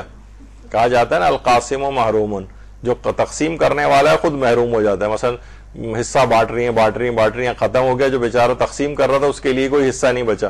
تو یہاں پر ایسا نہیں ہے، ہدیہ دینے والا جو ہے، بلکہ بعض اوقات ممکن ہے کچھ چیزوں سے قرائن سے اس کی تائید بھی ہوتی ہے کہ ہدیہ جو پیش کر رہا ہے، جو عمل کر کے کسی کو بخش رہا ہے، اس کا ثواب تو دگنا تگنا نہ جانے کتنا ہو جاتا ہے. تو ہدیہ کرنے کے بعد ایسا نہیں کہ خود کے لیے کچھ نہ بچے، سارا ثواب ادھر چلا جائے اور یہ بالکل تہی دامہ ہو جائے. نہیں، ایسا نہیں ہے. ہدیہ کرنے کے بعد بلکہ اس کا ثواب کئی گنا بڑھ جاتا ہے. غم گساری ہے اس کی، یعنی یہ جو ہے دوسرے کے لیے مثلا کوئی ایسا شخص ہے نہیں جا پا رہا ہے، اس کی طرف سے یہ کر رہا ہے، یا اپنے دیگر افراد جو یہاں پر نہیں آ پائے ہیں. کتنے لوگ ایسے ہیں آپ کہیں کہ جو جن کی حیثیت اتنی نہیں ہے کہ زیارت کے لیے جا سکیں، دل محسوس کر کے رہ جاتے ہیں، کسی سے کہتے بھی نہیں ہیں یہ میں جو زیارت اب انجام دے رہی ہوں میں ان افراد کے لیے کر رہی ہوں جو یہاں آ نہیں پاتے. تو انشاءاللہ کوئی ثواب اور اس کا کوئی ٹھکانہ نہیں ہوگا. تو اپنے لیے نہ صرف کہ ثواب بچتا نہیں ہے بلکہ اس قدر بچتا ہے کہ آپ تقسیم بھی کر سکتی ہیں. اچھا، اب مشی کرنے کے دوران ایک فقہی مسئلہ آتا ہے کہ جو نیاز تقسیم ہوتی ہے وہ پیدل چلنے والوں کو لوگ بانٹ رہے ہوتے ہیں، لیکن وہ اکثر جو گاڑی میں جا رہے ہوتے ہیں وہ بھی اس نیاز کو لے لیتے ہیں. تو آیت اللہ سیستانی سے پوچھا گیا کہ جو گاڑی میں جانے والا کیا وہ پیدل چلنے والوں کے نیاز لے سکتا ہے، کھانے پینے کی چیزیں یہ سب؟ تو انہوں نے جواب دیا کہ اگر وہ نیاز جو تقسیم ہو رہی ہے وہ فقط پیدل چلنے والے سے مخصوص ہے، یہ اس کو اندازہ ہو رہا ہے اس بات کا کہ پیدل چلنے والوں کے لیے ہے خالی، تو پھر یہ گاڑی میں بیٹھنے والے افراد نہیں لے سکتے. یا تو اجازت لے لیں ان سے کہ بھئی ہم گاڑی میں بیٹھنے والے ہیں تو کیا ہم لے لیں. وہ اگر ظاہر آپ نے اجازت لے لی اور انہوں نے دے دی تو پھر تو ٹھیک ہے. لیکن مثلا گاڑی والی جگہ سے بھاگے گئے اور پیدل چلنے والوں کی جو جگہ ہے وہاں سے جا کے ہم نیاز لے کر آ گئے، تو یہ اس طرح سے نہیں کرنا چاہیے. ممکن ہے وہ صرف کیونکہ بہت سارے لوگ ایسے ہیں جو لوگ کنٹریبیوٹ کر رہے ہوتے ہیں، گئے بھی نہیں ہوتے، وہ کہتے ہیں جو مشی کر رہے ہیں نا پیدل، ان کو ہماری طرف سے جو ہے نا یہ نیاز، تو اب ان کی خاص نیت آ گئی تو وہ گاڑی میں بیٹھنے والے افراد اس کو نہیں کھا سکتے. سوائے اس کے کہ یقین ہو جائے کہ یہ گاڑی میں چلنے والوں کے لیے بھی، اور اجازت لے لیں تو وہاں تو ہر شخص اتنا پیچھے لگا ہوتا ہے ثواب کے لیے، وہ کہے نہیں گاڑی میں بیٹھنے والا بھی لے جائے. لیکن بہرحال یہ اپنی حد تک شرعی ذمہ داری کے اعتبار سے آغا سیستانی نے کہا کہ اگر اطمینان ہو جائے تو الگ بات ہے، یا اجازت ان کی مل جائے، ورنہ اگر پیدل چلنے والوں کے لیے ہم پتہ ہے کہ یہ نیاز مخصوص ہے تو پھر گاڑی میں جانے والے اس کو نہیں لے سکتے. اچھا پھر ایک اور بھی ہوتا ہے، حرم کی ویل چیئر کو کیا حرم سے باہر لے جا سکتے ہیں؟ اکثر وہاں پہ ایسے افراد ہمارے ساتھ ہوتے ہیں کہ جو چلنا جن کے لیے مشکل ہوتا ہے، تو یہاں پر بھی حرم کی انتظامیہ کی پرمیشن سے ایسا ہونا چاہیے. لوگ یہ نہیں کہ گئے اپنے اس کو بٹھایا اور ہوٹل تک جو ہے نا وہ حرم کی جو ہے وہ ویل چیئر بغیر اجازت کے لے جا رہے ہیں. نہیں، اس طرح سے نہیں ہونا چاہیے، حرم کی انتظامیہ سے پرمیشن کے بعد ہونا چاہیے. اچھا، مشی کے راستوں میں بنے واش رومز کے سلسلے میں اگر ان کے قبلہ رخ یا پشت قبلہ ہونے کا معلوم نہ ہو، بہت سے گھر بھی ایسے ہوتے ہیں اور تو وہاں پر بہت سے ہوٹلز بھی ایسے ہوتے ہیں جس میں اس کا التزام نہیں کیا گیا ہوتا. ابھی مجھے سعادت ملی تھی وہاں سے، خدا نہ خواستہ یہ صرف بیان کرنے کے لحاظ سے کہہ رہا ہوں کہ کوئی اس میں خود نمائی یا خود ستائی کا جذبہ نہیں ہے، کہ ابھی سفر حج سے واپسی ہوئی تو وہاں ایک ہوٹل ایسا تھا جس میں واش روم کا جو کموڈ تھا وہ عین قبلہ رخ تھا. تو پھر آپ ظاہر ہے جو بھی اس کو استعمال کرے گا وہ قبلے سے ہٹ کر بیٹھے گا، یا پشت قبلہ بھی نہیں ہونا چاہیے، قبلہ رخ بھی نہیں ہونا چاہیے. لیکن اگر قبلہ رخ، اچھا اگر پتہ نہ ہو کسی کو کہ یہ قبلہ رخ ہے یا نہیں، بہت سے گھر ہوتے ہیں اب ہمیں پتہ نہیں ہے یہاں پر کہ یہاں پر قبلہ کہاں ہے کیا کہاں نہیں ہے، تو آقا سیستانی فرماتے ہیں کہ پھر احتیاط واجب یہ ہے کہ یا تو اتنی دیر تک انتظار کرے کہ یہ ناقابل برداشت ہو جائے، یعنی ویٹ کرنا پڑے گا، تو تحقیق کر کے معلوم کرے کہ قبلہ رخ تو نہیں ہے، کہیں معلوم چل جائے نہیں قبلہ رخ نہیں ہے تو استعمال کر سکتا ہے. یہ جہازوں کے اندر بھی یہ مسئلہ پیش آتا ہے، اتنا آسان نہیں. آغا سیستانی فرماتے ہیں یا تو معلوم کریں گے قبلہ رخ تو نہیں بنا ہوا ہے، یہ جو ابھی سمت ہے جہاز کی اس میں قبلے کی طرف تو نہیں ہے، رفع حاجت کے وقت نہ پشت قبلہ ہونا چاہیے نہ روبہ قبلہ ہونا چاہیے. اور اگر پتہ پھر بھی نہ چلے تو اس وقت تک کا انتظار کریں جب تک کہ ناقابل برداشت نہ ہو جائے، پھر مجبوری کی حالت میں اس کو استعمال کر لیں. یعنی یہ، اور یہی مسئلہ مشی کے راستوں میں بنے واش رومز کے سلسلے میں بھی، یعنی ایسا نہیں کہ بس ہمیں ضرورت محسوس ہو رہی ہے تو ہم گئے اور جا کر ہم نے استعمال کر لیا جبکہ ہمیں پتہ نہیں ہے کہ قبلہ رخ یا پشت قبلہ بنا ہوا ہے یا نہیں. اس موضوع پہ پورا ایک درس تفصیل کے ساتھ یہاں ہو چکا ہے. آپ بہت سے ایسے نادر موضوعات پہ درس ہوئے ہیں 1.5-2 گھنٹے کے، مثلا ریاح کے فقہی احکام کیا ہیں، کتنا مورد ابتلا مسئلہ ہے. اس وقت بڑے 40-50 ہزار لوگ بھی اس کو دیکھ چکے ہیں کیونکہ ہر شخص کے ساتھ یہ مسئلہ پیش آتا ہے، اور نمازوں کے سلسلے میں اور عمومی زندگی میں، تو اسی میں یہ والا مسئلہ بھی ہم نے بیان کیا تھا کہ یہ واش رومز وغیرہ کا، کہ اگر پتہ نہ ہو آپ کو تو یا تو تحقیق کر کے پتہ چلائیں، اور جب پتہ نہ چلے اس کے باوجود تو جب تک آپ کو روکے رکھنا ہے جب تک کہ ناقابل برداشت ہو جائے، پھر مجبوری کی حالت میں استعمال کر سکتے ہیں. ایک فقہی مسئلہ ہے سیستانی کا.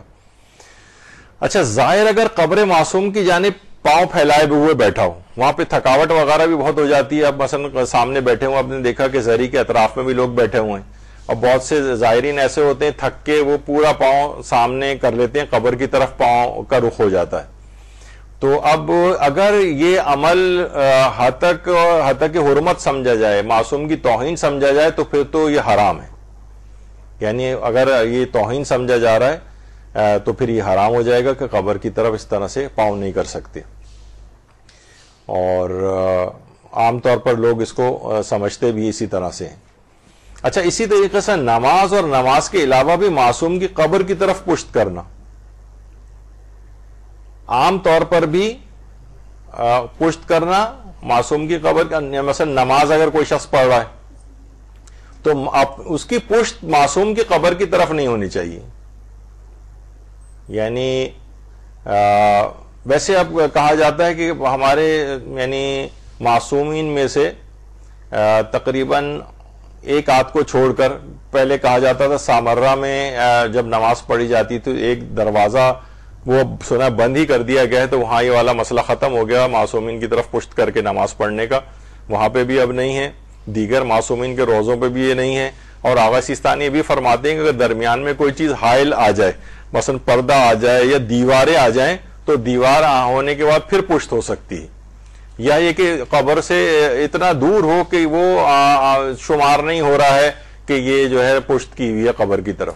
صرف ایک جگہ ہے کہ جہاں پر لوگ غلطی سے یہ کر جاتے ہیں، اور وہ ہے قبر روضہ رسول میں، قبر پیغمبر اکرم صلی اللہ علیہ وآلہ وسلم.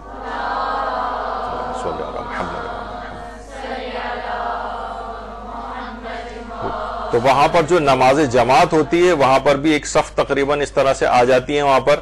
یا عام طور پر جو لوگ زیارت کے لیے قبر رسول کی طرف جا رہے ہوتے ہیں تو اکثر وہاں پر جب کوئی تھوڑا بہت رش وغیرہ ہوتا ہے تو کچھ موقع سے فائدہ اٹھا کر قبر رسول سے آگے، کیونکہ جس وقت قبلہ رخ ہوں گے تو پشت ہو جائے گی پیغمبر اکرم کی قبر کی طرف، تو وہیں کھڑے ہو کے نمازیں پڑھنا شروع کر دیتے ہیں. حتیٰ کہ بعض مومنین بھی شروع کر دیتے ہیں کہ اتنا قریب ہم قبر کے ہیں تو یہاں پر ہم کھڑے ہو کے نماز پڑھ لیں، کیونکہ بہت سے غیر شیعہ حضرات بھی وہاں پر نماز پڑھ رہے ہوتے ہیں.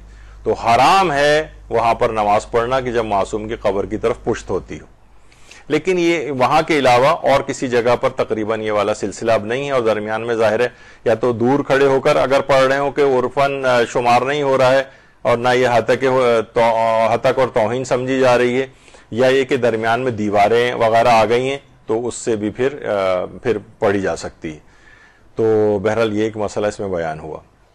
اچھا، اب یہ ہوتا ہے کہ زیارات عام طور پر جو پڑھی جا رہی ہوتی ہیں تو یا دعائیں پڑھی جا رہی ہوتی ہیں تو کیا ان کو فقط سنا جائے تو بھی وہی ثواب ملتا ہے جو پڑھنے کا ہوتا ہے؟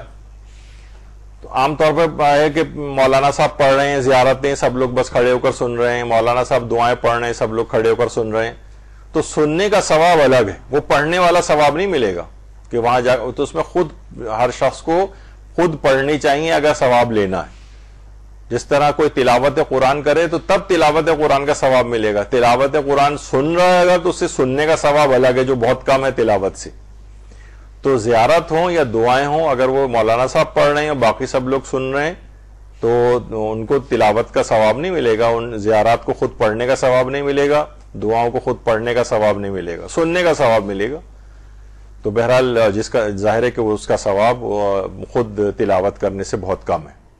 تو ایک تو یہ چیز. اچھا، پھر لوگوں کا ہوتا ہے کہ کیا زیارت جس جگہ ہم نے پڑھنا شروع کی ہے اسی جگہ ہی کھڑے ہو کر پڑھنا ضروری ہے، یا ہم الگ الگ جگہوں پہ بھی پڑھ سکتے ہیں؟ کچھ پڑھ لی پھر آگے چند قدم آگے چلے گئے، زیارت کا کچھ حصہ وہاں پڑھ لیا، پھر زیادہ مثلا رش ہوا تو ہم اٹھ کے صحن میں آ گئے، باقی حصہ وہاں پڑھ لیا. تو جی ہاں، ایسا بھی کر سکتے ہیں. زیارت کے لیے ضروری نہیں کہ ایک ہی جگہ کھڑے ہو کر پوری زیارت پڑھی جائے. یعنی اگر اس طرح سے فاصلہ زمانی کر دیا جائے اور مکانی فاصلہ بھی، یعنی ایک تھوڑا تھوڑا گیپ اگر اس انداز سے ہو جائے تو اس سے فرق نہیں پڑتا ہے. اچھا، اب حرم کے جو خدام اور انتظامیہ آپ نے دیکھا ہوگا وہ فیدر ڈسٹر لے کے کھڑے ہوتے ہیں اور زیادہ اگر کچھ وہ ہوتا ہے تو وہ لگا رہے ہوتے ہیں، ہٹا رہے ہوتے ہیں. تو آغا سیستانی نے فرمایا کہ حرم کی انتظامیہ کے جو افراد ہیں ان کی باتوں پر عمل کرنے کی بہت زیادہ تاکید کی کہ وہ جو کہیں اس کے مطابق عمل کرنا چاہیے. مثلا ہم ہٹ ہی نہیں رہے، چمٹ کے ایسا کھڑے ہوئے، کسی اور کو زیارت کا موقع ہی نہیں مل رہا، وہ بار بار آپ کو، کیونکہ وہ دیکھ رہے ہوتے ہیں کون کتنی دیر سے جو ہے وہاں پر کھڑا ہوا ہے، زیادہ ٹائم ہے تو دوسروں کو ظاہر ہے سب پوری دنیا سے لوگ آئے ہوئے، سب زائرین کو موقع ملنا چاہیے. تو اگر وہ چمٹ کے کھڑے ہو جائیں گے تو بہرحال زیارت تو ہو جائے گی، آپ نے بس گئے قبر کی زیارت بھی کر لی، اس کو زری کو پکڑ لیا، چوم بھی لیا، سب ہو گیا. لیکن پھر بھی آدھے گھنٹے وہاں پر کھڑے ہو کے ساری عرضداشت پیش کرنی ہے. وہ دور سے بھی امام آپ کی بات سن لیں گے، دعائیں ساری قبول ہو جائیں گی، بلکہ زیادہ امکان ہے اگر دوسروں کو آپ موقع دے دیں. تو حرم پہ جو خدام یا انتظامیہ ہیں ان کی باتوں پر عمل کرنا بہت ضروری ہے. اچھا، حرم میں مردوں سے مخصوص جگہوں پر صحت مند خواتین کا ویل چیئر پہ بیٹھ کے آنا کیسا ہے؟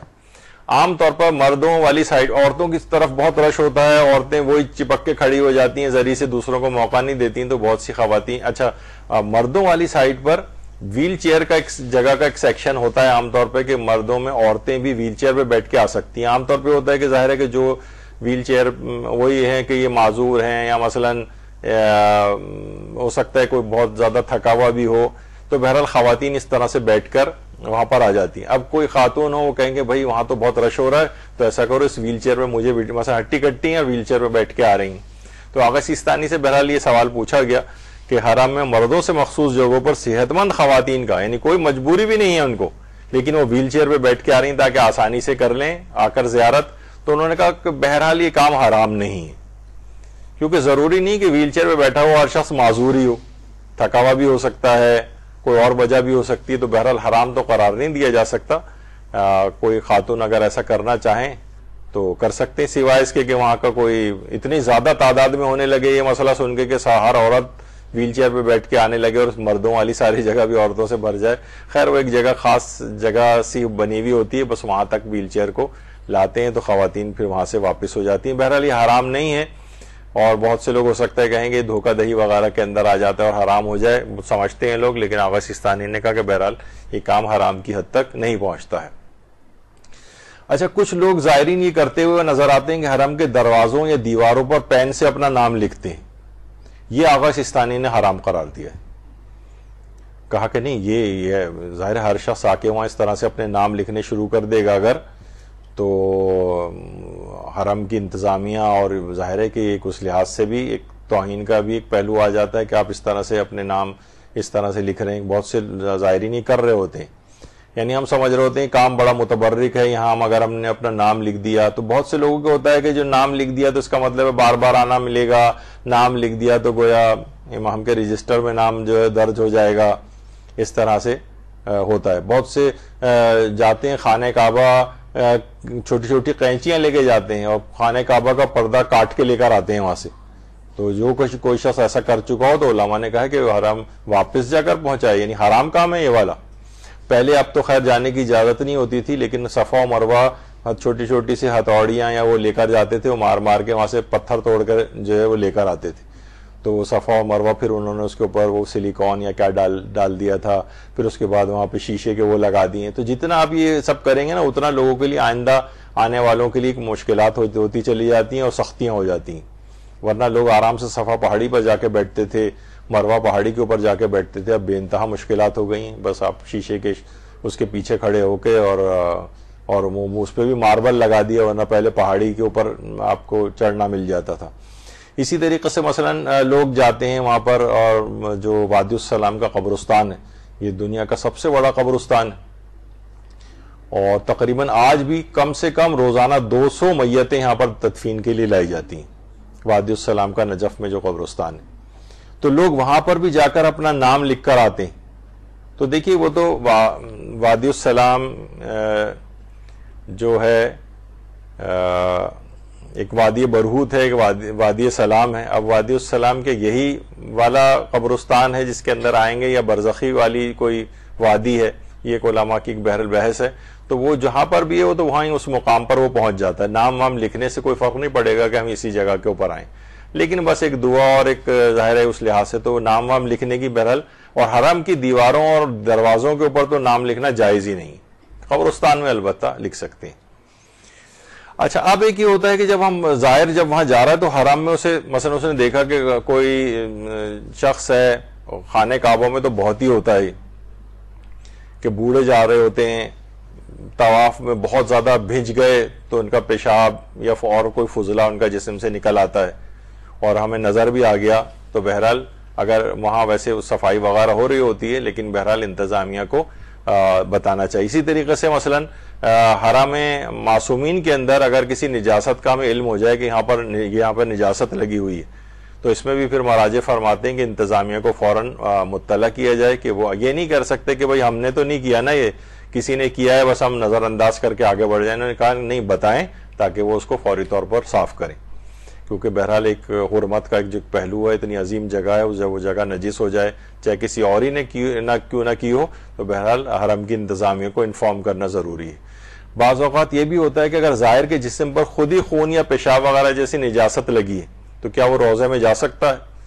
تو اگر وہ جسم پہ جو اس کے نجاست لگی ہوئی ہے, اگر وہ یعنی حرم میں کسی جگہ وہ اس بات کا سبب نہیں بن رہی کہ وہ نجاست منتقل ہو جائے, مثلا وہاں پہ کارپیٹ پہ جا کے بیٹھ رہے ہیں تو وہاں کارپیٹ بھی نجس ہو رہا ہے, کسی اور جگہ جا رہے ہیں تو وہاں وہ جگہ نجس ہو رہی ہے, اگر ایسا نہیں ہے تو پھر تو جا سکتے ہیں. اور یہ عمل بہرحال یہ کہ حد تک کہ حرمت کا باعث یا توہین کا باعث بھی نہ سمجھا جائے, تو اس صورت میں, ورنہ پھر پاک واک کرنے کے بعد وہاں جانا چاہیے. اور ایک اور جو مسئلہ پیش آتا ہے کہ زائر کے ساتھ عام طور پر بچے وغیرہ بھی ہوتے ہیں, چھوٹے بچے ہیں. اب وہ اس نے کسی جگہ حرم کی نجس کر دی اور زائر شرم و جھجک کی وجہ سے خدام کو نہ بتا سکے. یہ آغا سیستانی سے سوال پوچھا گیا, یعنی زائر جو ہے اس کو سمجھ میں نہیں آ رہا کہ میں خدام سے اگر کہوں گا تو شرمندگی ہو رہی کہ میرے بچے نے یہاں پر پیشاب کر دیا ہے مثلا, اب کیا ذمہ داری ہے؟ تو یہ آغا سیستانی نے اس پہ کوئی ایکسکیوز پہ توجہ نہیں دی. کہا کہ اگر یہ آپ کو خود بتانے میں شرم آ رہی ہے تو آپ کسی اور ظاہر سے کہہ دیں کہ وہ حرم کی انتظامیہ کو انفارم کر دیں. یعنی یہ نہیں کہہ سکتے کہ بھئی مجھے شرم آ رہی ہے, یہ جھجک محسوس ہو رہی ہے تو میں کسی کو نہ بتاؤں, خاموشی سے بچہ اٹھا کے چلتا بنوں وہاں سے نجیز کر کے جگہ کو. انہوں نے کہا نہیں, اگر ایسا ہے تو آپ کسی خود سے اگر نہیں کر سکتے, اول تو اس میں کوئی ایسی بات نہیں ہے, وہاں پر ہو جاتا ہے سلسلہ, اور پاک کرنے کا بہت اچھا انتظام ہوتا ہے وہاں پر. تو حرم کی انتظامیہ کو خود انفارم کریں یا کسی اور سے کہیں کہ وہ انفارم کر دے.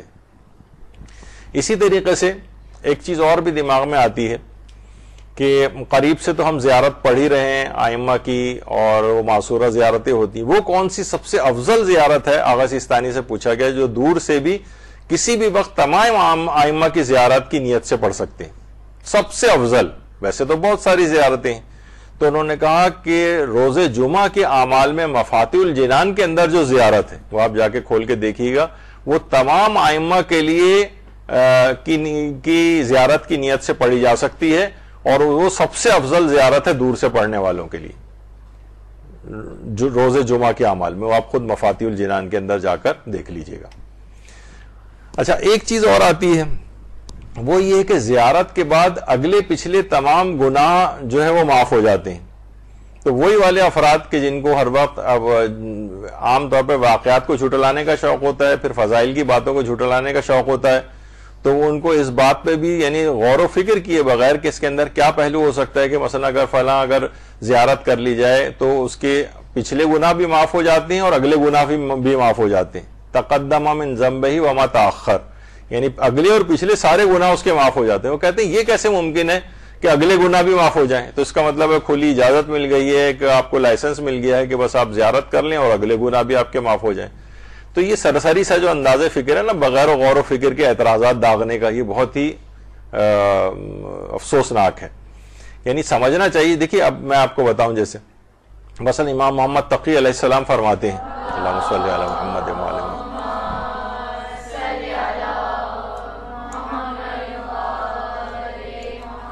کہ جو کوئی میرے والد کی توس میں زیارت کرے, یعنی امام علی رضا علیہ السلام کی, تو خدا اس کے گزشتہ اور آئندہ گناہوں کو بھی بخش دیتا ہے.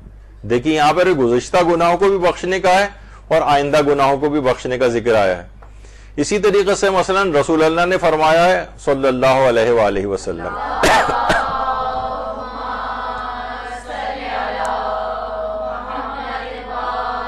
کہ ہر وہ عورت جو نماز پڑھتی ہو, ضرورت کے بغیر گھر سے باہر نہ جاتی ہو, شوہر کی اطاعت کرتی ہو, خدا اس کے گزشتہ اور آئندہ گناہوں کو بھی بخش دیتا ہے. تو اس کا مطلب کیا ہوا کہ یعنی آئندہ گناہ بھی بخشے جاتے ہیں. اب اس کے معنی کیا ہیں؟ یہ نہیں کہ آئندہ گناہ بخشے جاتے ہیں تو ہمیں لائسنس مل گیا. اس کے معنی علماء نے بتائے ہیں کہ ایک معنی تو اس کے یہ ہیں کہ اگر اس سے آئندہ گناہ ہو بھی گئے تو اس زیارت کی برکت کی وجہ سے یا اس عمل کی برکت کی وجہ سے جس میں آئندہ گناہ بخشے جاتے ہیں, اس کی وجہ سے اس کو توبہ کی توفیق فوراً نصیب ہو جاتی ہے. اور جب توبہ کی توفیق نصیب ہو جاتی ہے تو اس کے گناہ معاف ہو جاتے ہیں. تو ایک اس کا معنی یہ نہیں کہ اس کو گناہ کرنے کی پرمیشن مل رہی ہے, بلکہ اس کو جلد توبہ کی توفیق مل جاتی. تو اس میں کوئی اس قسم کی بات نہیں. یا وہ آئندہ زندگی اس طرح سے گزارتا, مثلا زیارت کر کے آئے, اس زیارت کرنے کی فضیلت کی وجہ سے ایسی توفیقات اس کو ملی کہ اگر اس سے کبھی گناہ ہو بھی گیا تو چھوٹے موٹے گناہ جو ہیں جو نادانستگی میں ہو جاتے ہیں, اول تو خود ہی وہ اس کے گناہوں میں کمی واقع ہو جائے گی, اور اگر پھر بھی ہو جائیں تو وہ پروردگار ان کو معاف کرتا رہے گا. قرآن کی آیات بھی ہے کہ ان کتنے گناہ ایسے ہیں کہ اللہ ان کو ویسے ہی معاف کرتا رہتا ہے, یعنی جو مفہوم ہے آیت کا. تو بہرحال کتنی چیزیں ایسی ہیں جو پروردگار ویسے ہی معاف کر رہا ہوتا ہے ہمارے. تو بہرحال اس کے اندر تقدم من ذنبہ وما تاخر, یعنی اگلے اور پچھلے سارے گناہ کا معاف ہونا یہ بالکل عین ممکن ہے. اگر ہو بھی جائے تو فوراً توبہ کی توفیق مل جاتی ہے اور گناہ معاف ہو جاتے ہیں. یا یہ کہ اس زیارت کی برکت سے وہ گناہ خود ہی بہت کم کرتا ہے, اور کبھی کچھ گناہ اس سے ہو جائیں تو اللہ معاف کرتا رہتا ہے. یعنی یہ معنی ہیں اس کے. اسی طریقے سے مثلا یہ کہ اگر کوئی شخص کر لیتا ہے زیارت امام حسین کی یا امام علی رضا کی یا امیر المومنین کی یا جتنے بھی ائمہ ہیں ہمارے ان کی, تو اکثر روایات میں آپ کو ملتا ہے کہ جنت واجب ہو جاتی. اچھا خالی زیارت کے حوالے سے نہیں, بہت سارے اعمال کے لیے پوری ایک تفصیل ہے کہ جس میں جو ہے آ جاتا ہے کہ وجبت لہ الجنہ, یعنی اس کے لیے جنت واجب ہو جاتی. تو جنت واجب ہونے کے کیا معنی ہیں؟ یعنی اس کو اس اعمال کی برکت سے ایسی توفیقات ملتی ہیں کہ وہ پھر آئندہ زندگی وہ نیکیاں کرتا رہتا ہے اور گناہوں سے خود بخود بچتا رہتا ہے. جب وہ گناہ بھی نہیں کرے گا, نیکیاں کرتا رہے گا, تو جنت میں تو جائے گا ہی. تو وہاں پر بھی جنت کے واجب ہونے سے یہ والی چیز مراد ہوتی. اچھا اسی طرح سے ایک چیز اور بھی ہے کہ ایک سوال کرتے ہیں لوگ کہ ہم مقدس مقامات پر اپنے مرحومین کو یاد کر کے فاتحہ پڑھنا. اکثر جگہوں کے اوپر وہ کہتے نہیں ہم یہاں پر صرف زیارت کے لیے آئے ہیں, ہم امام حسین کے علاوہ کسی کو یاد نہیں کریں گے. تو یہ بہرحال ایک ایسی چیز ہے جو ذرا خود ساختہ ہے. وہاں جا کر اپنے مرحومین کو یاد بھی کریں, حتیٰ کہ خود جس وقت مصائب اہل بیت پڑھے جا رہے ہوں اس موقع پر عین جس وقت گریہ ہو, حاضرین کی گریے کی آواز بلند ہو, آپ کی بھی آنکھوں میں آنسو اور آپ رو رہی ہوں, اس موقع پر بھی اپنے مرحومین کو یاد کر کے ان کی بخشش کی دعا کرنا یا اپنی اور دعائیں دل کے اندر آپ کر سکتی ہیں. وہ بہت بہترین موقع ہوتا ہے اپنی دعاؤں کو قبول کروانے کا اور مرحومین کو یاد کرنے کا بھی. تو مقدس مقامات پہ جب انسان جائے تو کیسے ممکن ہے کہ اپنے مرحومین کو وہاں فراموش کرے؟ ان کے لیے ثوابوں کو بھی ہدیہ کرنا ہے, اس کو زیارت کے ثواب ہدیہ کرنے ہیں اور مرحومین کو یاد کرنا ہے, ان کے لیے کثرت سے سورہ فاتحہ اور دیگر نیک اعمال, تلاوت قرآن سارے انجام دینے. تو ایسا یہ لوگوں نے ذرا خود ساختہ بنا لیا ہے. اور بہت سے دیکھیے محبت کے خود ساختہ معیارات کے اوپر جو ہے نا اس کو اسلام کا مدار نہیں سمجھ لیں, یعنی ہم نے اپنا سارا بوجھ اسلام کے اوپر ڈال دیتے ہیں اپنے نظریات کا. تو اپنا جو ہمارا نظریہ ہے کہ مردوں کو نہیں یاد کرنا چاہیے, عاشور کے دن بھی مثلا سورہ فاتحہ نہیں پڑھنی چاہیے, قبرستان نہیں جانا چاہیے. ہمارے ہاں عام طور پہ ہوتا ہے کہ مثلا اب چہلم ہے, چلیں عاشور کی حد تک تو لوگ سب واقعی مصروف ہوتے ہیں, لیکن اگر آپ چہلم پہ بھی جائیں قبرستان بالکل خالی ہوتے, ایک آدمی بھی آپ کو وہاں پہ نظر نہیں آئے گا. حالانکہ ایسا کوئی وہ نہیں ہے, یعنی آپ جو بھی غم منائیں اس کے بعد چاہیں, کیونکہ اس دن ذرا نسبتاً ذرا روڈ بھی خالی ہوتے ہیں اور آدمی جو ہے وہ جا سکتا ہے. تو اس لحاظ سے میں نے کہا کہ کوئی اس میں بہرحال حرج نہیں ہے معصوم اپنے مرحومین کو یاد کرنے کا, فاتحہ وغیرہ پڑھنے کا. اچھا کیا امام حسین کی زیارت, ایک ہم پہ اعتراض بھی ہوتا ہے کہ لوگ زیارت پہ نہیں حج واجب نہیں کرتے ہیں بلکہ صرف زیارت کے لیے چلے جاتے ہیں. تو حضرت امام علی رضا علیہ السلام نے فرمایا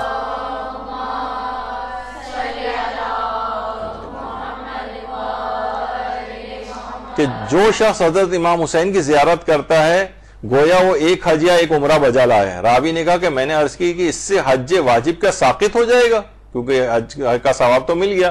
امام علی رضا علیہ السلام نے فرمایا نہیں, اس سے مراد یہ کہ زیارت ضعیف لوگوں کا حج محسوب ہوگی تاکہ وہ قوت حاصل کریں اور خانہ کعبہ کا حج بجا لائیں. یعنی اس کے یہ معنی نہیں ہے کہ وہ حج واجب کا نعم البدل جو ہے ہو گئی. لیکن یہ ضرور ہے کہ روایات کے اندر کہ وہ زیارت کا جو ثواب ہے وہ مستحب حجوں سے افضل بتایا گیا ہے.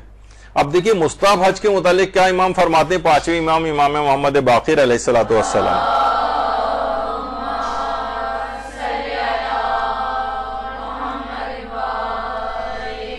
کہ مردے اپنی قبروں میں آرزو کرتے ہیں کاش وہ دنیا اور دنیا میں جو کچھ بھی دے دیتے اور اس کے عوض انہیں ایک حج کا ثواب مل جاتا. ایک حج کا ثواب یہ مردوں کی آرزو ہوتی. لیکن زیارت کا ثواب, کیا زیارت کا ثواب مستحب حج سے بھی بڑھ جاتا ہے؟ تو جواب ہے کہ جی ہاں. امام صادق علیہ السلام فرماتے ہیں کہ جو اللہم صلی علی محمد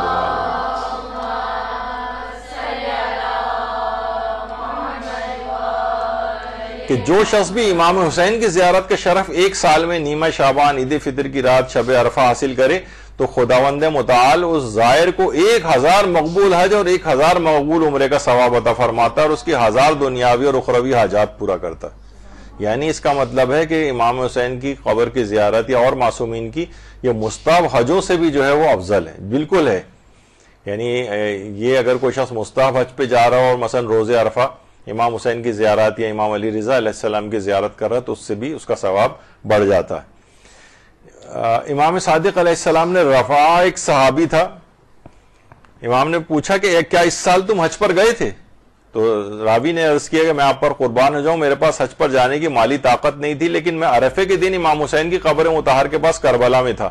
امام نے فرمایا اچھا کام کیا ہے.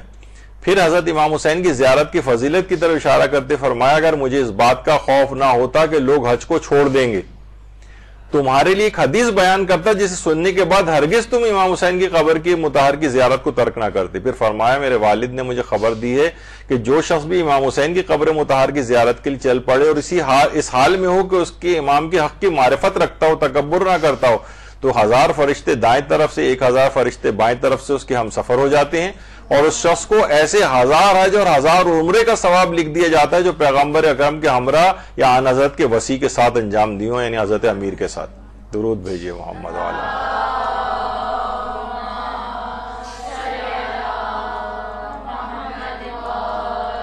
یہاں تو 1000 حج و عمرے کی بات ہو رہی ہے، یعنی وہ مل کر 1000 حج سوچئے 1000 سال لگ جائیں گے اس کو، اور ظاہر حج تو اپنے اس میں ہی ہوتا ہے نا، اور اس طرح 1000 عمرے، ایک آدھ عمرے کے کرنے کے بعد یعنی کتنی مشکلات ہوتی ہیں آدمی کو چند عمرے کرنے میں ہی، یہاں صرف زیارت امام حسین کا کرنے کا اس قدر ثواب اس کو ملتا ہے۔ جیسے حذیفہ سے روایت ہے کہ حضرت امام صادق سے پوچھا گیا، نے مجھ سے پوچھا تم نے کتنے حج کیے؟ میں نے کہا 19، تو آپ نے فرمایا اگر تم نے 21 حج پورے کر لیے تو تم اس شخص کی طرح سے ہو جاؤ گے جس نے امام حسین کی زیارت کی۔ 21 حجوں کے برابر یعنی زیارت امام حسین کا ثواب۔ اور اسی طریقے سے اور بہت ساری چیزوں میں بھی ہوتا ہے، مثلا سورہ یاسین کو پڑھنے والے کو 20 حج کے برابر ثواب ملتا ہے، روایت میں یعنی جو بیان کی جاتی ہے چیز۔ اسی طریقے سے رسول اللہ نے یہ جملے بھی ارشاد فرمائے ہیں کہ جس سے صرف اللہ کی خاطر بچھائے ہوئے دسترخوان 50 حجوں سے افضل ہے، 50 حجوں سے افضل جو دسترخوان کھانے کے لیے لوگوں کے لیے بچھائے جاتے ہیں۔ تو آپ خود سوچیں کہ یہ تو چیزیں اور اعمال کے لیے بھی اسی طرح سے آئی ہیں۔ اسی طرح غریب مومنین کی مدد کرنا یا مستحب حج و عمرے کی ادائیگی، آپ کو یاد ہے پچھلی دفعہ جب سیلاب وغیرہ آیا تھا تو اس موقع پر یہ مسئلہ بہت اٹھا تھا، پھر مراجع سے سوالات بھی ہوئے تھے، آغا سیستانی سے بھی سوالات ہوئے تھے، اور اس سے پہلے سے ہی خیر یہ تو ان کا ویب سائٹ پہ یہ مسئلہ موجود تھا کہ پوچھا گیا کہ حج اور معصومین کی زیارت کرنا یا غریبوں کی مدد کرنا دونوں میں کون سا افضل ہے؟ تو جواب دیا گیا کہ غریب مومنین کی مدد کرنا مستحب حج اور زیارت کرنے سے زیادہ افضل ہے، لیکن کچھ دیگر وجوہات کی بنا پر حج اور زیارت کرنا مومنین کی مدد کے برابر ہو جاتا ہے یا مومنین کی مدد کرنے سے بھی زیادہ بڑھ جاتا ہے، یعنی حتیٰ کہ زیارت ہے، حج تو اپنی جگہ، زیارت کرنا بھی جو ہے وہ اس کا ثواب جو ہے وہ بڑھ جاتا ہے۔ اسی طریقے سے مثلا آیت اللہ شیخ محمد سند، ان سے بھی پوچھا گیا کہ زیارت معصومین یا مستحب حج پر جانا زیادہ افضل ہے غریبوں کی مدد کرنا، تو انہوں نے کہا کہ روایات میں زیارت اور مستحب حج پر مال خرچ کرنے کی زیادہ فضیلت وارد ہوئی، زیارت یا مستحب حج پر۔ اس کی وجہ ظاہراً یہ ہے کہ زیارات و حج روح کو ایسی توانائی اور تربیت دیتے ہیں جو سب کی روحانیت کو قوی بنا دیتی ہے، اور یہ جسموں کی غذا سے زیادہ ضروری ہے۔ شاعر دینی اور زیارات کے روحانی پہلوؤں پر خرچ کرنا فقراء کے بدنوں پر خرچ کرنے سے زیادہ اہم ہے۔ ہاں البتہ اگر معاملہ سخت ہو اور اتنی گنجائش اور وسعت ہو تو دونوں کو جمع کرنا ہی افضل اور اکمل ہے، یعنی دونوں کی مدد کر دیں، کچھ مدد غریبوں کی کر دیں، یعنی ایسا نہ ہو کہ مثلا ہم کہیں کہ بس ہاں کوئی بہت ہی زیادہ واقعتاً یعنی سیلاب آ گیا ہے، زلزلے آ گئے ہیں، لوگوں کو بہت زیادہ امداد کی ضرورت ہے، تو اس موقع پر ٹھیک ہے، پھر علماء کہتے ہیں اب تو ظاہر ہے وہ دونوں میں آپ ہمیشہ وزن کر کے دیکھیں کہ کہاں اس وقت زیادہ ضرورت محسوس ہو رہی ہے، وہاں پر دینے کا ثواب زیادہ ہو جائے گا۔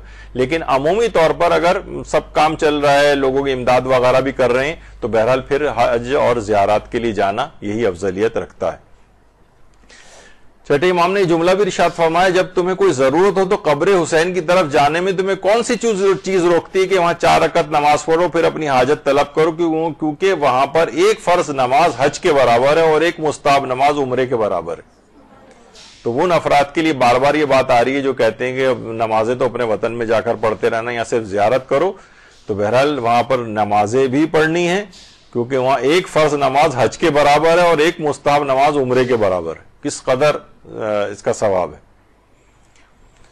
اور یہی وجہ ہے کہ آیت اللہ حسین مظاہری نے فرمایا کہ قیامت تک عزاداری کا مسلسل جاری رہنا اسلام کی بقا اور شیعت کے زندہ رہنے کا عامل و سبب ہے۔ اس بنا پر اگر اس کا ثواب حج و عمرے سے بالا تر ہو جائے تو کوئی تعجب کی بات نہیں، یعنی یہی امام حسین اور ان کی عزاداری کا مسلسل جاری رہنا، اس سے اسلام باقی ہے، شیعت کے زندہ رہنے کا عامل ہے۔ تو اگر اس کا ثواب اگر اس بات سے بڑھ جائے حج و عمرے سے تو اس میں تعجب کی کوئی بات نہیں ہے. لوگ سوچتے ہیں متعجب ہوتے ہیں حج سے بھی زیادہ ثواب ہے. جی ہاں حج سے بھی زیادہ ثواب. جیسے آپ نے دیکھا کہ حرم امیر المومنین میں 2 لاکھ نمازوں کے برابر, جبکہ مسجد الحرام میں 1 لاکھ نمازوں کے برابر. تو اس میں یہ تحقیر نہیں ہے معاذ اللہ ان کی, بلکہ یہ مفاضلہ ہے کہ تو تقابل ہوتا ہے, ہم کسی چیز کا تقابل کریں, اور ایک ہے یعنی جو تفاضل جو کہلاتا ہے, تقابل میں اور تفاضل میں فرق ہوتا ہے. یہ تفاضل ہے یعنی فضیلت کا بیان کرنا.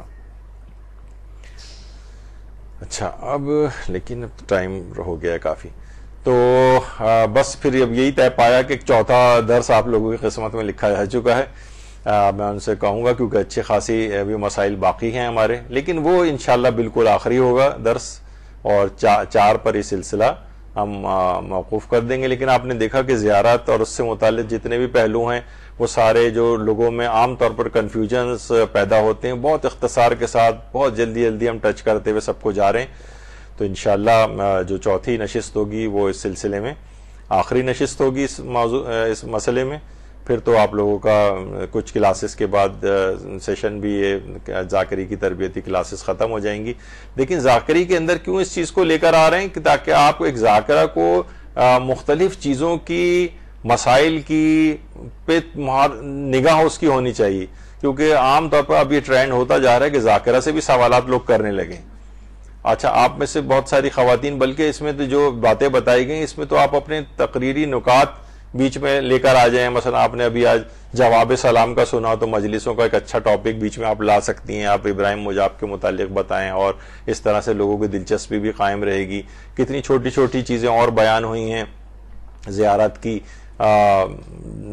جگہوں کے اعتبار سے. تو بہرحال ایک موضوع کے اندر بہت ساری چیزیں کور کرنا ہوتی ہیں, تو چھوٹے چھوٹے یہ چٹکلے ٹائپ کی جو چیزیں ہیں اس کے اندر جو آئے ہیں, چٹکلے تو نہیں کہنا چاہیے, چھوٹی موٹی اس طرح کی جو چیزیں آئی ہیں وہ انفارمیشن آپ اپنی مجلس کے اندر ڈال سکتی ہیں, تاکہ لوگوں کے معیار علمی بھی بڑھے, فقہی معلومات بھی لوگوں کی ہوں. اس وجہ سے ذاکرہ کو ایک رٹی رٹائی مجلس کے بجائے ان چیزوں کا بھی سہارا اسے لینا چاہیے, اور یہ چیزیں بھی اس میں ڈالنی چاہیے. تو اب کیونکہ ایک اور درس اس کے بعد ہونے والا ہے اور وقت پورا ہو گیا, انشاءاللہ 4تھی نشست کے اندر اس گفتگو کو مکمل کریں گے. وصلی اللہ علی محمد وآلہ الطیبین الطاہرین. درود بھیجیے محمد وآلہ محمد.